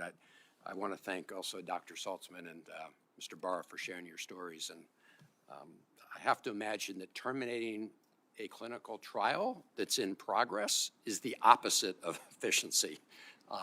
There are many other issues, but I want to thank all of you, and I know my colleagues are up next. Thank you. Thank you. Next, we have Senator Hassan. Thank you very much, Senator Baldwin, and to you and Senator Welch for gathering us here today. Thank you to all of the witnesses or people who are providing their insights and perspectives to us today. In New Hampshire, Dartmouth Health and Dartmouth Medical Center together receive over $100 million in NIH research funding. They study everything from how to improve community-based primary care, especially in rural areas, to research done by the Dartmouth Cancer Center, which is one of the only NIH cancer centers in rural America. I was up at Dartmouth just last week, and I heard a wide range of concerns from researchers. I want to highlight a couple things before I ask some questions. One researcher I spoke with recounted to me that her project to prevent youth mental illness and youth suicide appears to be in jeopardy. Right before she was due to present a widely attended conference, grant officials from the Trump administration demanded to review her slides and then censored them so that she was prevented from showing her mental health data broken down by boys and girls. She was told she couldn't disaggregate any of the data anymore. She was also told that she could not use the term social determinants of health, which is, of course, a well-defined term that has been used for decades in health policy and medicine. So we're facing a youth mental health crisis in the United States, particularly among teenage girls, and yet President Trump is threatening to defund critical research and training and censoring the scientists who are doing this critical mental health work. Another scientist I spoke with just had 2 pilot grants terminated, even though these pilot grants were focused on how to improve primary care, especially in rural communities. Years of relationship building with primary care doctors were just cut off, taking away resources that support over 500 physicians in rural New England. The leaders of this administration claim that they want to prevent chronic disease and improve primary care, and yet Secretary Kennedy is taking away resources from the very physicians who are doing this work. So, a couple of questions. Dr. Bertonoli, first of all, it's really good to see you again, and thank you for your work. Some of the researchers I met with last week were at Dartmouth Cancer Center, which, as you know, is one of 57 comprehensive cancer centers in the United States. With NIH funding, Dartmouth provides cutting-edge cancer treatment to more than 32,000 cancer patients annually. Despite the life-saving care that they provide, Dartmouth Cancer Center has seen a months-long delay of its NIH funding since President Trump took office. So, Doctor, can you talk about the work of comprehensive cancer centers and the types of patient care that NIH funding supports? So comprehensive cancer centers are a crown jewel of our NIH, or certainly the NCI, because they have been around for many, many decades, and the idea is to take a comprehensive view of what cancer does, all the way from fundamental biology to delivery in the communities. Every comprehensive cancer center has to fulfill that full spectrum, because we understand it has to be a virtuous cycle. You have to, the laboratory has to learn from the clinic, has to learn from what we now know, the community, because our influence is not just what we see in the doctor's office, but what we see in where we live and where we work has to be a part of everything we do if we're going to conquer cancer. And the comprehensive cancer centers are specially selected and resourced because they do it all. And we're very, very lucky to have them. We are, and they are very, very worried about, again, not only their current research, but also the future of the pipeline that you speak of. Dr. Saltzman, you have the unique perspective of being both a medical provider and a patient.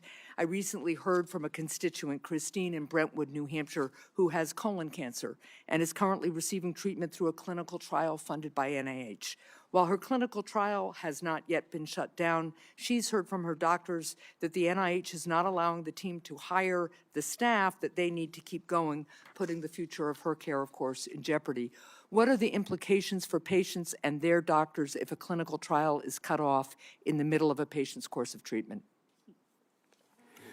Well, it's terrible. I mean, it's life-threatening or end of life. Yeah. And I've taken part in many trials. One of the trials I was in was a compassionate care trial because I had run out of options. Right. And I was needing to get to a bone marrow transplant, but the only way to get me there was a trial of one, compassionate care. Yeah. If that had not been available, then I wouldn't be sitting here today talking with you. And my disease is chronic. It's like playing whack-a-mole. Yeah. So if I get to the end of the trial I'm on today and it's ended for me and there's nothing else to take over, then again, you know, as I've coined the phrase, I meet my expiration date. Yeah. But it's brutal. Well, I appreciate your insights and your willingness to speak about it. Thank you, Senator Baldwin, and just to everybody here, thank you, and a particular thank you to Mr. Ibara for your service, sir. Thanks. Yes. Thank you. Next, we have Senator Durbin. Thanks for having this hearing, and thank you all for being here. It was about 10 years ago when I went out to NIH and met with Francis Collins. And we talked about the good old days, and I recall a time Ed Markey will remember when Senator Harkin and Senator Specter and a fellow named John Porter, a congressman from Illinois, decided to set out to double the NIH budget, and they did it. They did it. And I said to Dr. Collins, I wish I could promise the same thing. What can I do? He said, give us 5% real growth every year, and we will light up the scoreboard. We are so close in so many areas that if our researchers are confident that next year there's going to be as much and maybe a little more, they can continue their work, they'll stick with it.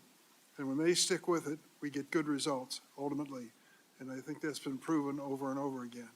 I look back on that now, and we went from $30 billion a year to NIH, and 10 years later, we were at $48 billion. 60% increase. How do we do it? A bipartisan team of senators. It was, of course, Patty Murray. She's always there because she believes, as we do, how critical this is. But it also included Roy Blunt, conservative Republican, Missouri. I talked him into being part of the team, and we worked together for years. And Lamar Alexander, who was looking to find a way to help as well. So the four of us, 2 Democrats, 2 Republicans, put that kind of investment and made a difference in the lives of millions of people that I'll never know. What we're lacking now is, frankly, support from the other side of the aisle. We need a few Republicans who stand up and say, enough. Enough, Mr. Musk, enough Doge, enough this and enough that. People are going to die if we don't fund medical research, period. Let's not beat around the bush. Let's be very honest about this reality. I hope that we'll get a few of those Republicans who will do that. In the meantime, I want to say a word to Mr. Ibara. Thank you for being here. Brian Wallach and Sandra Apravaya are friends of mine, and he is struggling with the same disease that you're fighting. I remember the day when Dr. Collins called me and said, we've just decided that our basic research in ALS has been misguided and really is not headed where we want it to. We're going to start a brand new chapter. That was a pretty bold thing for him to say, and some people would be afraid to say that much. But that's the kind of honesty you want in research. It all isn't going to be a home run. There's going to be strikeouts here and there. I'd like to ask you, Mr. Rivera, and thank you for your service to our country, what you see in terms of research for ALS. Well, I feel that I feel that within my lifetime, we're going to make it livable.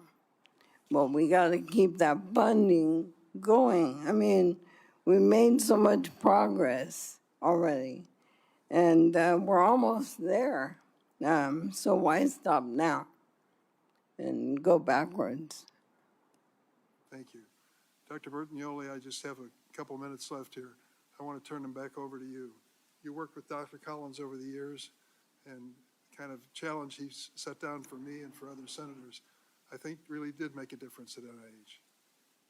Absolutely, absolutely. And I will tell you that both Dr. Collins and I share the sentiment that everything we did at NIH was understanding how precious that support was. Absolutely precious, and had to be used to have people live longer and healthy lives. That really is the goal here. I think about that moment, which many of us have faced and others have heard about over and over again, when the doctor says, and here's the diagnosis. And you go up and you say, is there anything we can do? Is there a medicine? Is there a surgery? Is there a treatment? And you pray to God that some researcher at NIH found a breakthrough that's going to give you or someone you love a chance. That's what this issue is all about.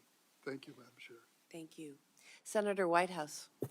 Thanks very much, Senator Baldwin, and thank you to this very distinguished panel for being here. I just want to take a few minutes to go through how the illegal executive orders and the, I call it doggy, rampage of the muskrats through our public agencies is playing out in Rhode Island.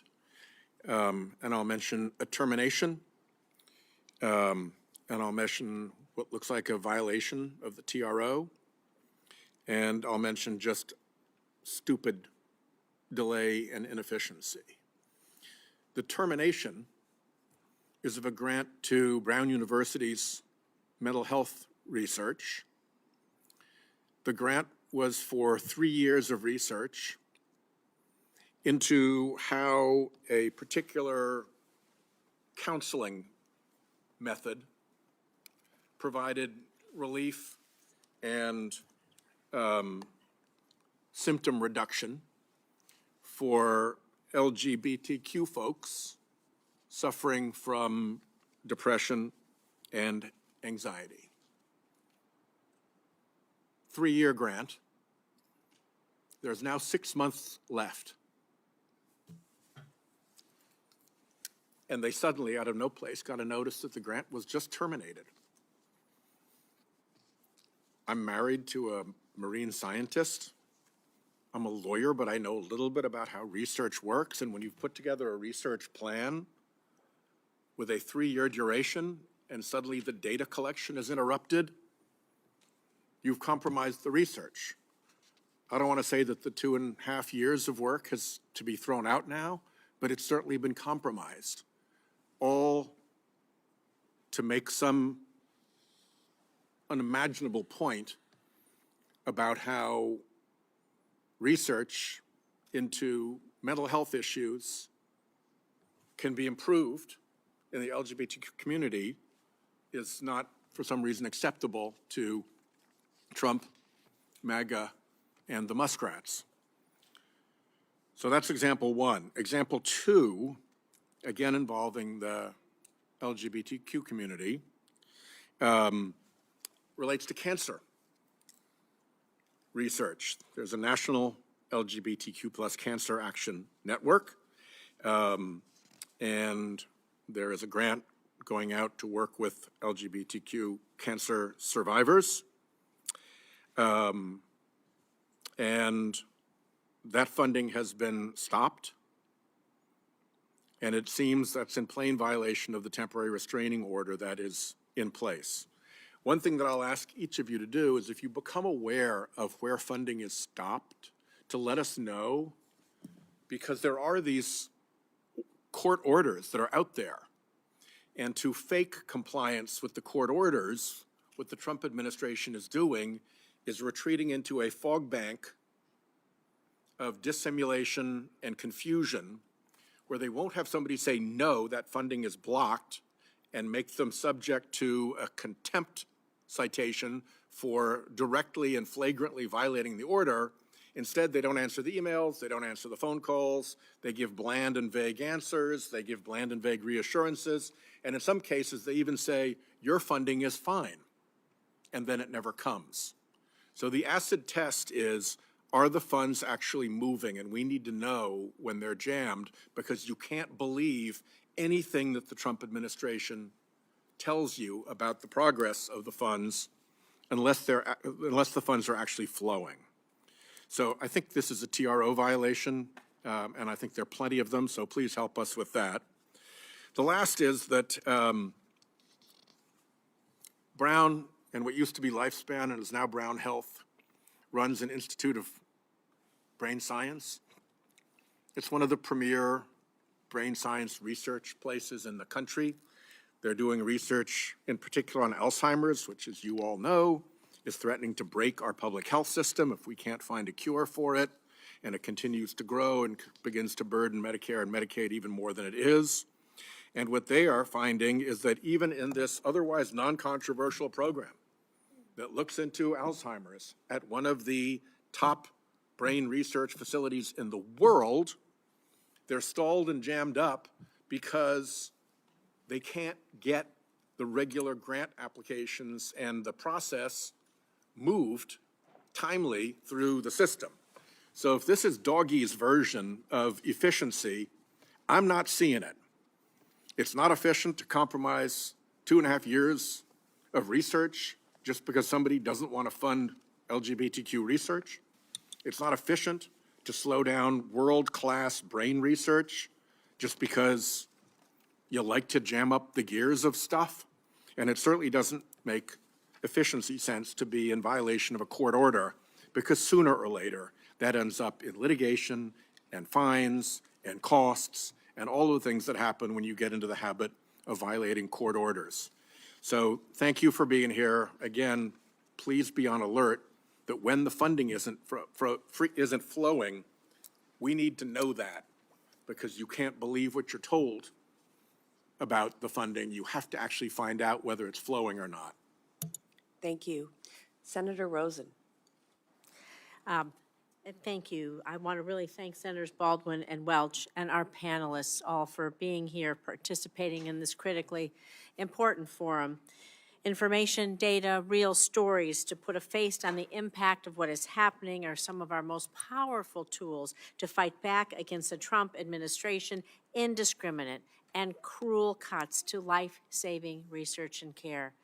Because one thing we all know for sure, that disease and diagnosis, a diagnosis can change your life in an instant. In an instant, your world is turned upside down, and we must continue to fight for cures. This is not a political issue.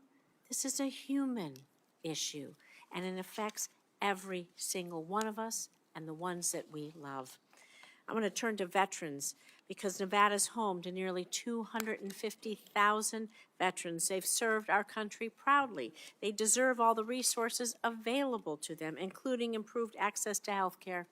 However, the devastating cuts to NIH are leaving our veterans without that critical research that supports medical assistance provided to service members and veterans through the Department of Defense and the VA.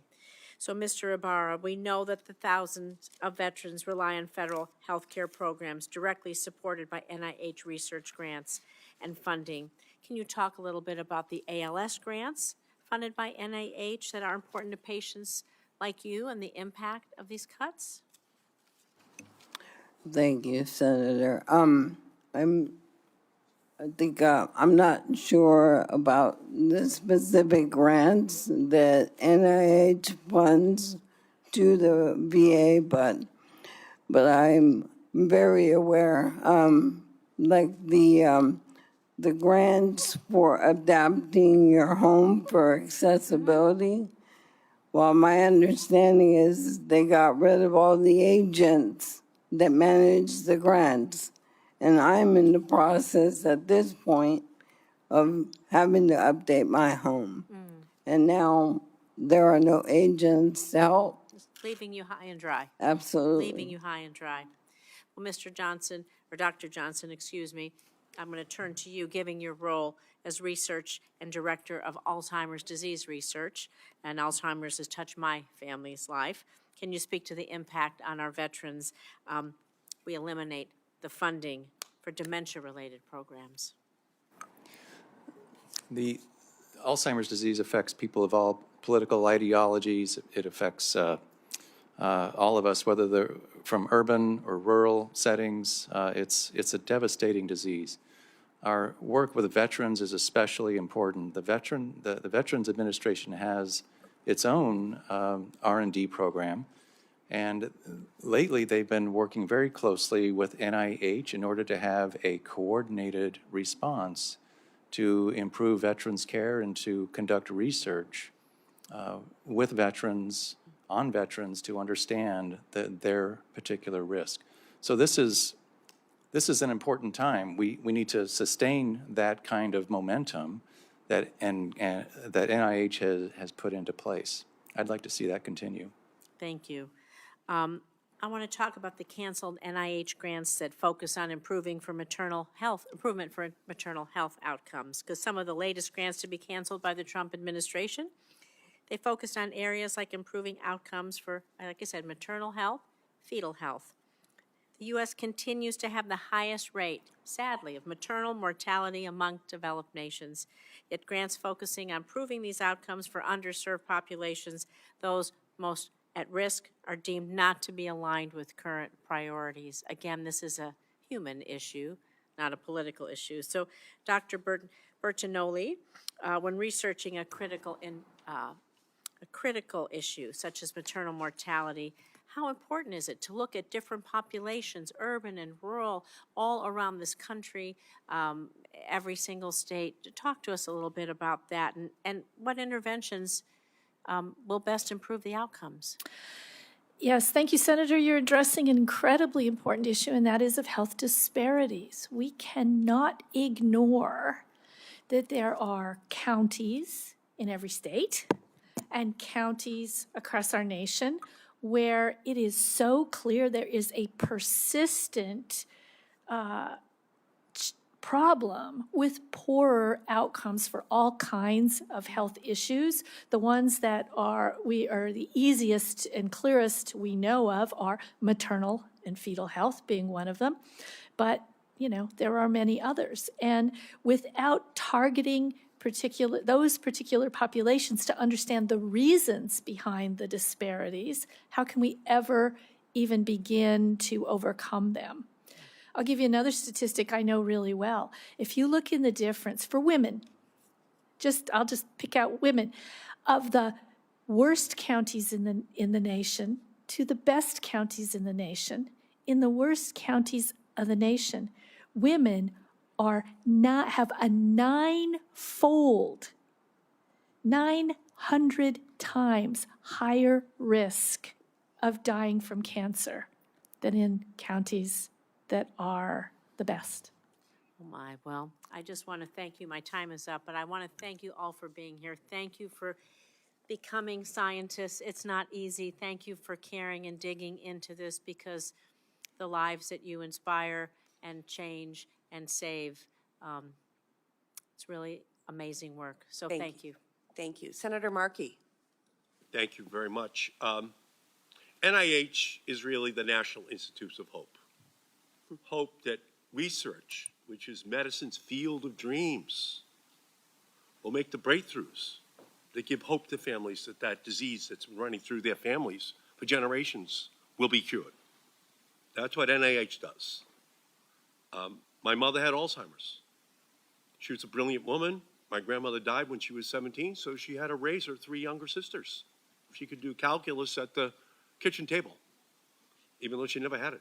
For her sons, she had me at 39 and my brothers at 40, the twins.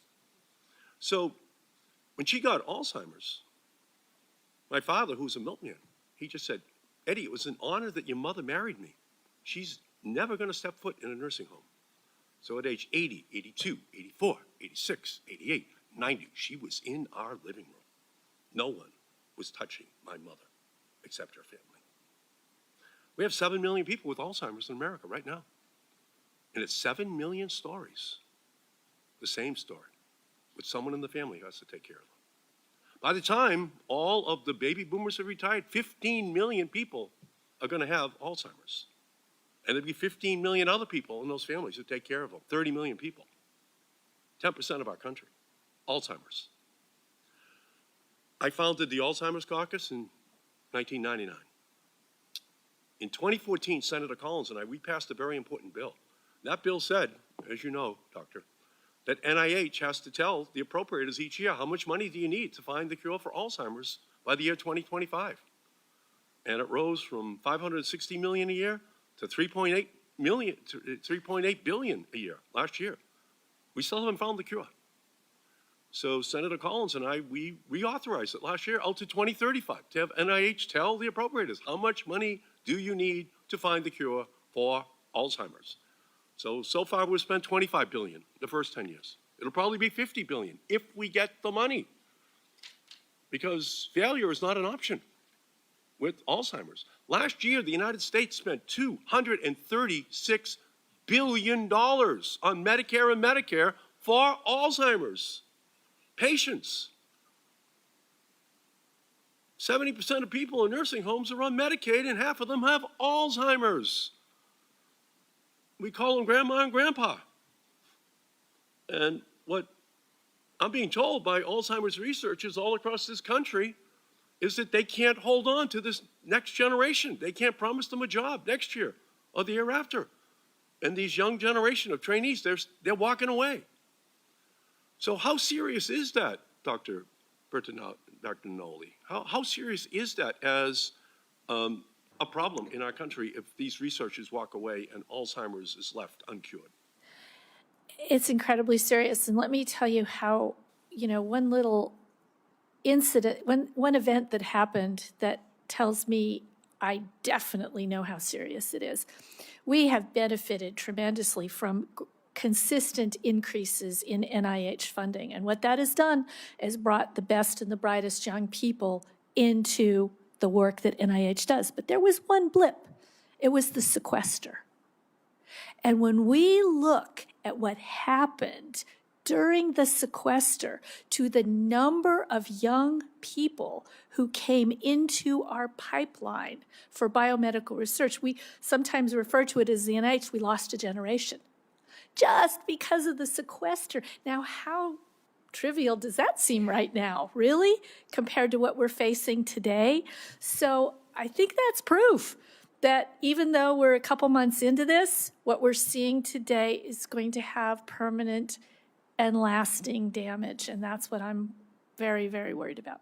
I am just, I'm outraged that this could even be considered by the Trump administration to slash these programs, to abandon all of these young researchers who want to dedicate their life to finding the cure for Alzheimer's. It is an absolute disgrace. It's a tragedy that this is happening right now, because they can go and write hedge fund algorithms. They can move to other countries and do this research. They want to do it here, and they want to be mentored by the young geniuses of the preceding generation who are now ready to pass the torch. So, Dr. Wharton, could you tell me what your reaction is when you hear about these cuts to Alzheimer's research? Thank you for the question, Senator. I'm old enough to remember when the sequestration happened. I was in training at the time, and I remember where I was sitting. I remember everything that happened. I also remember that is the time when I was waiting on the decision whether or not I was going to receive a training grant, which was my transition from postdoctoral to my independent, what I was hoping would be my independent career. Because it was so delayed, I actually was handed my 2 weeks notice. And so I owned a home at the time. I had no idea that this was happening. I was applying everywhere. I applied as an editor. Nobody wants to hire someone that just got a PhD. I could not get a job at Home Depot. And I was trying everything, but everything was sort of in turmoil. Luckily, my award was funded, and I was able to go on with my career, but that was decided by about 15 people in a room where they review grants in a study section, probably discussed for about 10 minutes, and that was such a pivotal time. I will also say that of all of us that were in these trainings, again, fostered and funded by the NIA to go to these workshops where they're giving us, resources for who they think is going to be next. I am one of 2 women that I know went to some of these workshops. So we lost a ton of people in general, but we lost a lot of women. I know one other woman in my cohort who's still doing this. So Thank you. thank you for what you do. I'm going to fight. I'm going to fight for all of those young researchers who want to find the cure for Alzheimer's, for cancer, for diabetes, for Parkinson's, for all of those diseases, which send fear into the hearts of people when they hear it once again has risen in their family. Thank you all for what you do. We will fight for you. Thank you. Senator Klobuchar. Well, thank you very much, both of you, Senator Baldwin, Senator Welch. I'm back. I was here earlier and heard the openings. And I want to thank you for just the incredible work you're doing and standing up for the National Institute of Health. I've actually found it at home to be one of the most gut-wrenching things for our constituents. I have done events with Senator Smith with people who are in the middle of clinical trials that are NIH-sponsored, who actually are in remission because of that. In Rochester, you know, a place where all the women are strong, the men are good-looking, and all the medical researchers are above average in the state of Minnesota. I was just there at the University of Minnesota, which obviously does work with Mayo Clinic. And I guess my first question of you, Dr. Bertonoli, and thank you so much for the work you've done, is when you think about this moment we are in time, and this was just playing off what Senator Markey said, we're at this cusp of great medical discovery for a combination of the hard work of the researchers, you, Dr. Wharton, so many others, and then the mapping of the human genome and what we've seen with rare diseases and the like, where we're finally getting treatments for things, and then AI and the potential, if we do it right, to get at those things. And like you, I'm a cancer survivor. You know, what might have been a death sentence turns into a lumpectomy and radiation, and you don't even have to go to chemo. That was all because of research, right? The fact that I could get that done and then come on a commercial flight that night and vote the next morning, don't recommend to anyone. Those things are happening now. So could you talk about this cusp of research that we're on right now that we may lose with these cuts and lose American leadership? So we can point to diseases just in my career time that were an absolute death sentence that can now be cured.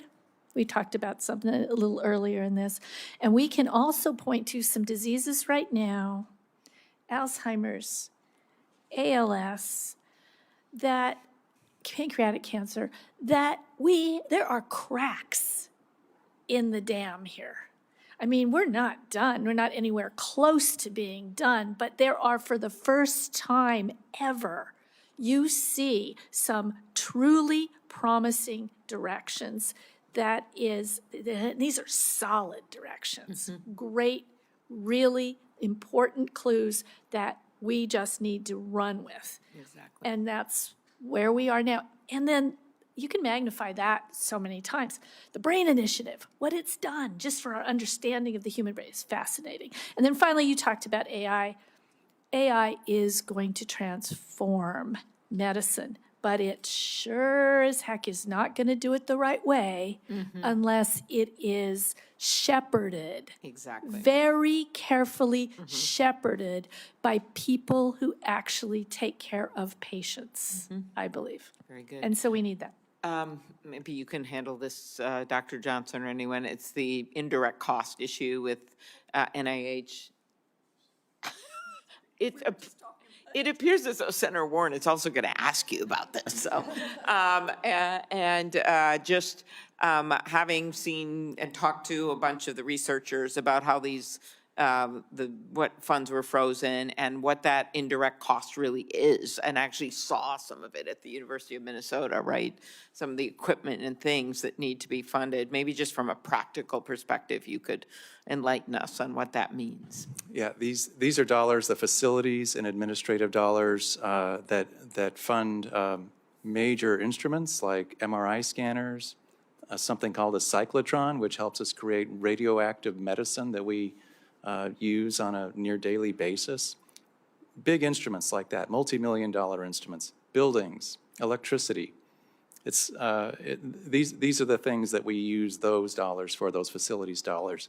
The administrative side of those, keeping people safe, having a system in place that allows us to be responsible for those taxpayer dollars that we're spending, following the regulations and ensuring that compliance, that's what those dollars are for, so that we can conduct research the right way. Very good. Thank you to all of you. Thank you. Senator Warren. So I apologize, Senator Klobuchar. I'm known as an active listener. I've never seen anyone so excited about a question about indirect costs. So. Yeah, and I am so happy to be here with all of you today. I want to thank Senator Baldwin and Senator Welch for pulling us together for this hearing. And I want to thank all of you for the work you do, for showing up and testifying. I'm deeply grateful that you do this. For those of us who have to come late because we were trying to cover other hearings as well and other things going on, I want to apologize. We probably are overlapping each other and asking you some of the same questions over and over, but we want to build a really strong record here because we want to be able to use what you say as part of our efforts to fight for you to be able to continue to do the work that you do. So let me just start out. NIH is the biggest funder of biomedical research in the entire world. So if you're not doing it, a lot of it just isn't going to get done.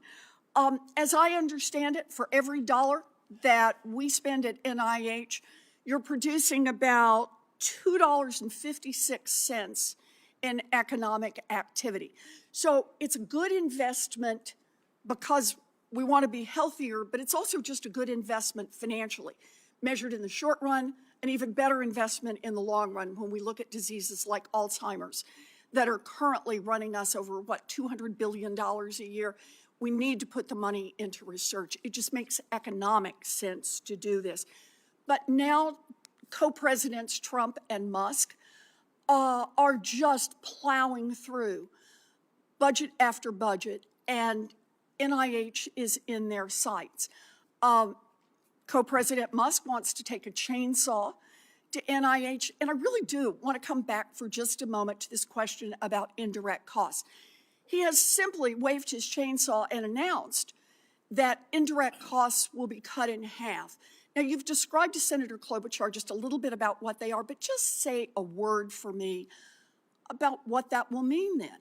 Will you somehow be able to get the test tubes and the electricity at half price because Elon Musk decided to cut your budget for indirect costs in half? Who would like to do that? Dr. Johnson? Sure. These are dollars that the university uses to support research, all those intangibles. So this is really going to put into question the university's ability to support these projects that they've committed to and that NIH has funded through peer review. It's going to put the feasibility of all those projects in jeopardy. So this is really about shutting down research. You just got to contract the number of projects that actually get studied. And that either means lengthening the time it's going to take before we make the breakthroughs, or picking areas where you just say, sorry, diabetes, you didn't make the list, or whichever ones have to be cut out. Is that a fair description, Dr. Bertonoli? It's fair. And another point I want to bring up is that the universities don't just arbitrarily get some indirect cost rate. It is negotiated with them. They have to justify it on a very frequent basis. Exactly how did you spend this money, and was it absolutely necessary? Right. So it is very carefully watched to make sure that it's really needed to support the research that university is doing. So let me focus on the carefully watched part of this. I sat there at the State of the Union and listen to the president talk about the millions of dollars spent on transgender mice. Did you hear that? I did. Know what he probably was talking about? The millions of dollars? Anyone? Transgenic mice? Yeah, I can assure you that NIH has never funded transgender mice. Mice. Yes. But is it possible that NIH has funded the development of transgenic mice? Correct. Right, because what are transgenic mice used for? So they're used to introduce particular mutations, particular characteristics in an animal model that mimics, that can help us develop a real living model for a disease to be able to develop new treatments and prevention approaches. So mice, for example, that might be particularly susceptible to developing cancer, bred that way generation after generation after generation, so you can run your tests to see if your tests really are effective treatments for cancer. Is that a fair description? Absolutely, but also to understand what just basic biology, what does this gene do? So you mutate it and put it in a mouse and see what happens to the mouse. You can understand what the gene does. Basic scientific research here. And when co-president Musk tells everyone who has the contract to work on something like transgenic mice to stop working immediately, what happens to those mice? I can't tell you. I think you're a doctor. You're going to figure this one out. If you don't feed them and you don't water them, what happens to the mice? the mice will not survive. The mice will not Unless they survive. turn them loose, and then maybe good luck. And that's a movie, I think, that goes from there. But what happens to the millions of dollars we invested for this long pipeline to get us to a place where we could test out what these genes mean, what kinds of treatments for cancer works best? What happens to all of that effort put in to those transgenic mice?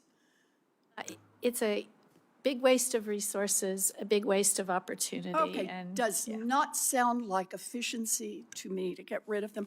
I just want to say again, thank you for all that you do. We cannot afford to lose a generation of scientific breakthroughs. We cannot afford to lose a generation of scientists.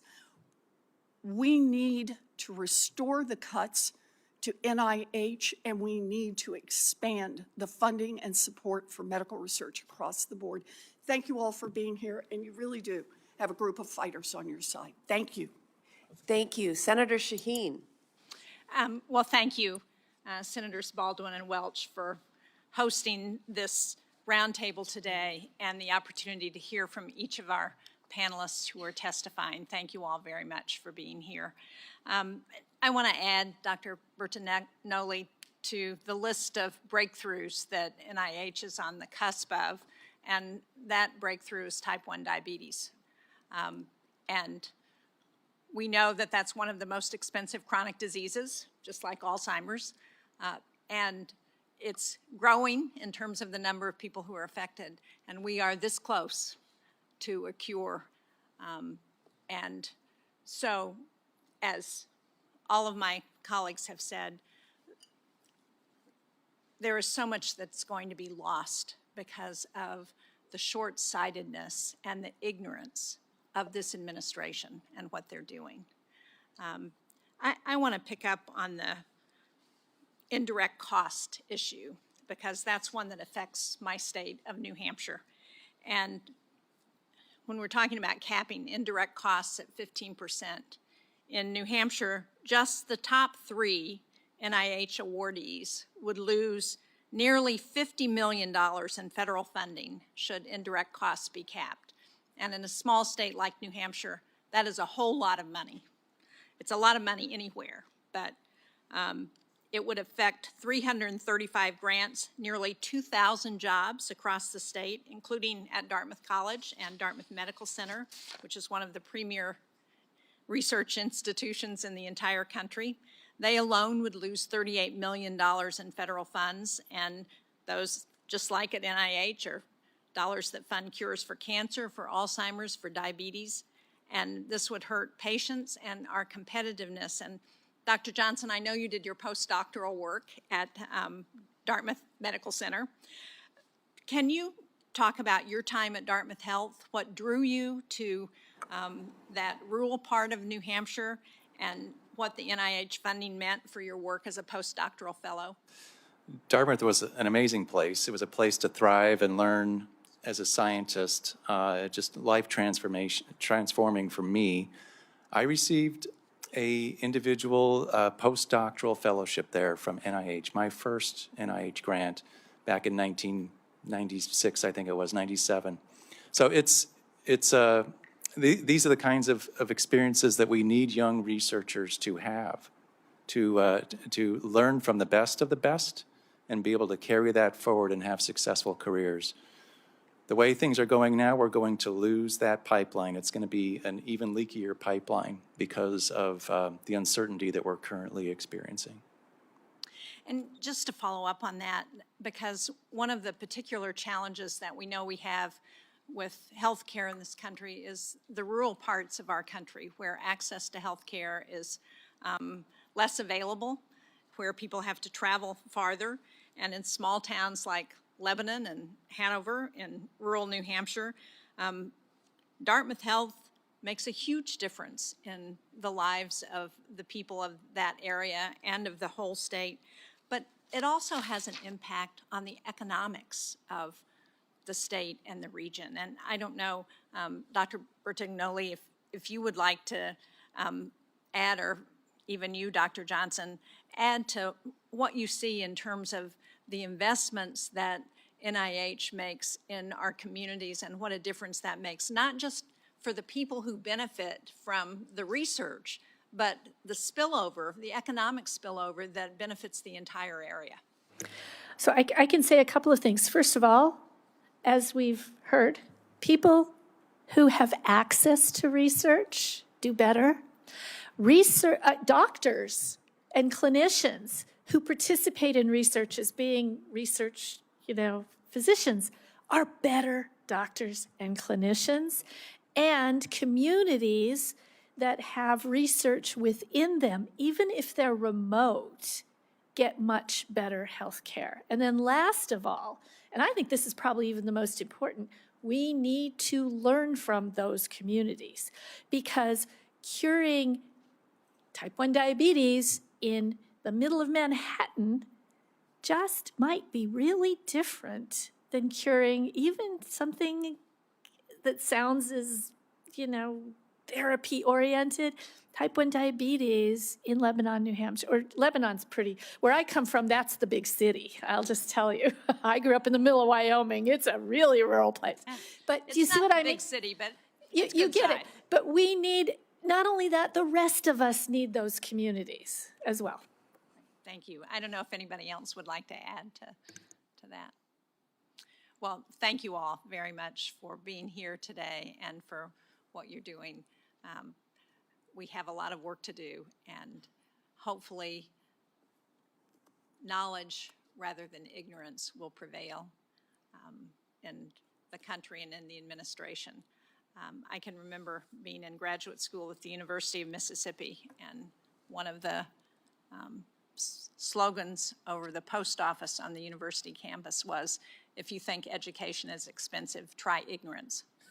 And it's a reminder that we should all be thinking about these days.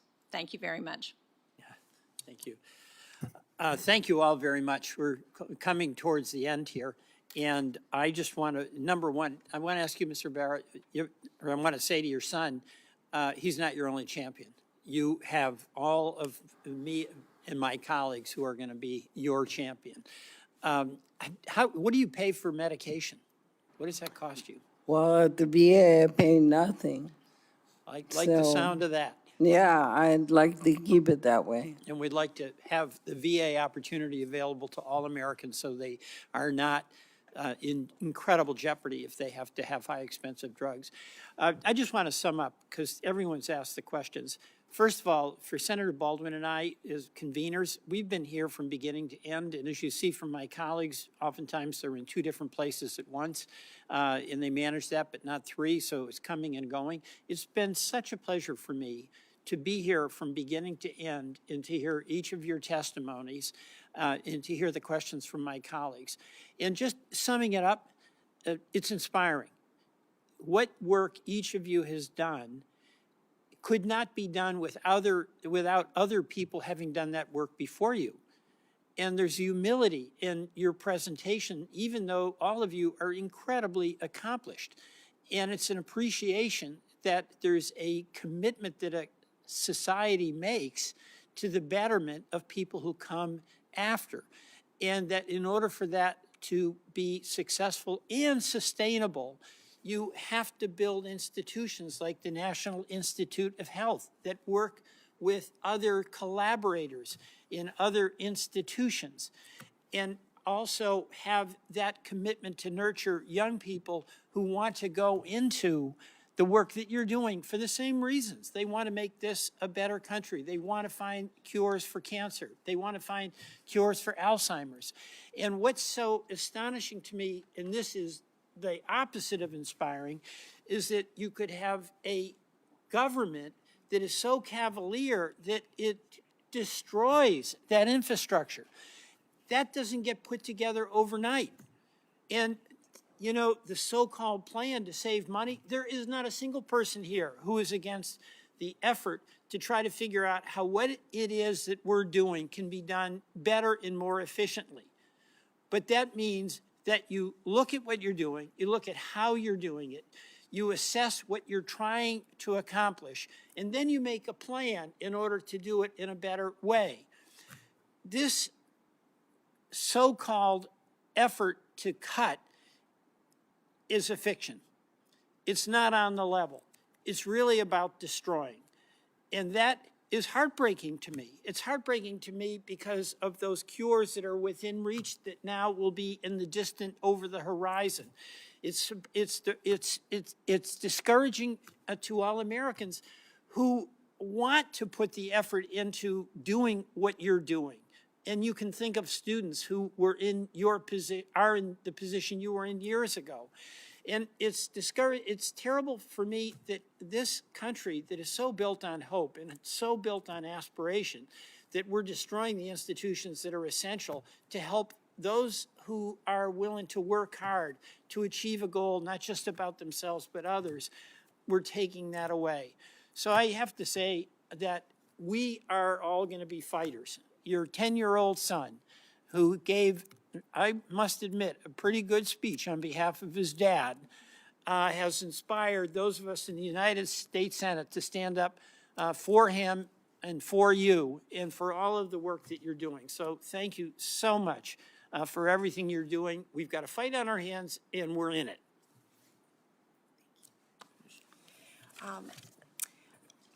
I have a final question before we wrap up the hearing, and it's for you, Dr. Saltzman. I have heard, not frequently, but occasionally, people say that NIH, and maybe particularly the National Cancer Institute, could somehow absorb these crippling cuts that the Trump administration is imposing because the private sector somehow will step in to fill the void. They suggest, for example, that advocacy organizations that are 501c3s and raise money for research could step in and fill the void. They suggest that maybe pharmaceutical companies that might stand to achieve big profits should they find a breakthrough could fill the gap.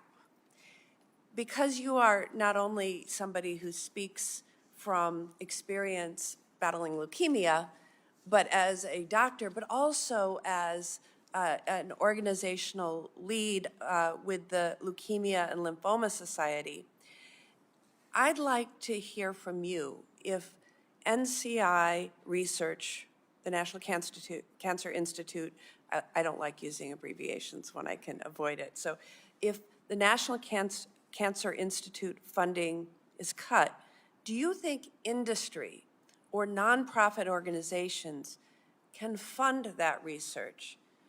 And will it be able to replace our federal government spending on cancer research? Well, thank you for that question. I cannot say what will happen in the pharmaceutical space. But nonprofit foundations, like the Leukemia and Lymphoma Society that have supported me and advanced research, they cannot do what NIH does. The scale, the scope, the sustained investment provided by NIH is unmatched, and it's what's made my survival possible. Rounded figures that I know are that NCI funding is about 10 times more than a large single nonprofit, and it's unlikely that a nonprofit can make that up. The impact to research will be less. Young investigators, as we heard, will leave academia, and many therapeutics for cancers will not make it to FDA approvals. I think fundraising at a nonprofit, I worked for the Leukemia and Lymphoma Society for a little while. It's really challenging. And, they can make grants of, it seems like a lot of money, tens of millions of dollars a year, but it won't make up for what's lost. Thank you. I want to, again, sincerely thank all of our panelists today who have joined us and advocates who are here and joining us virtually.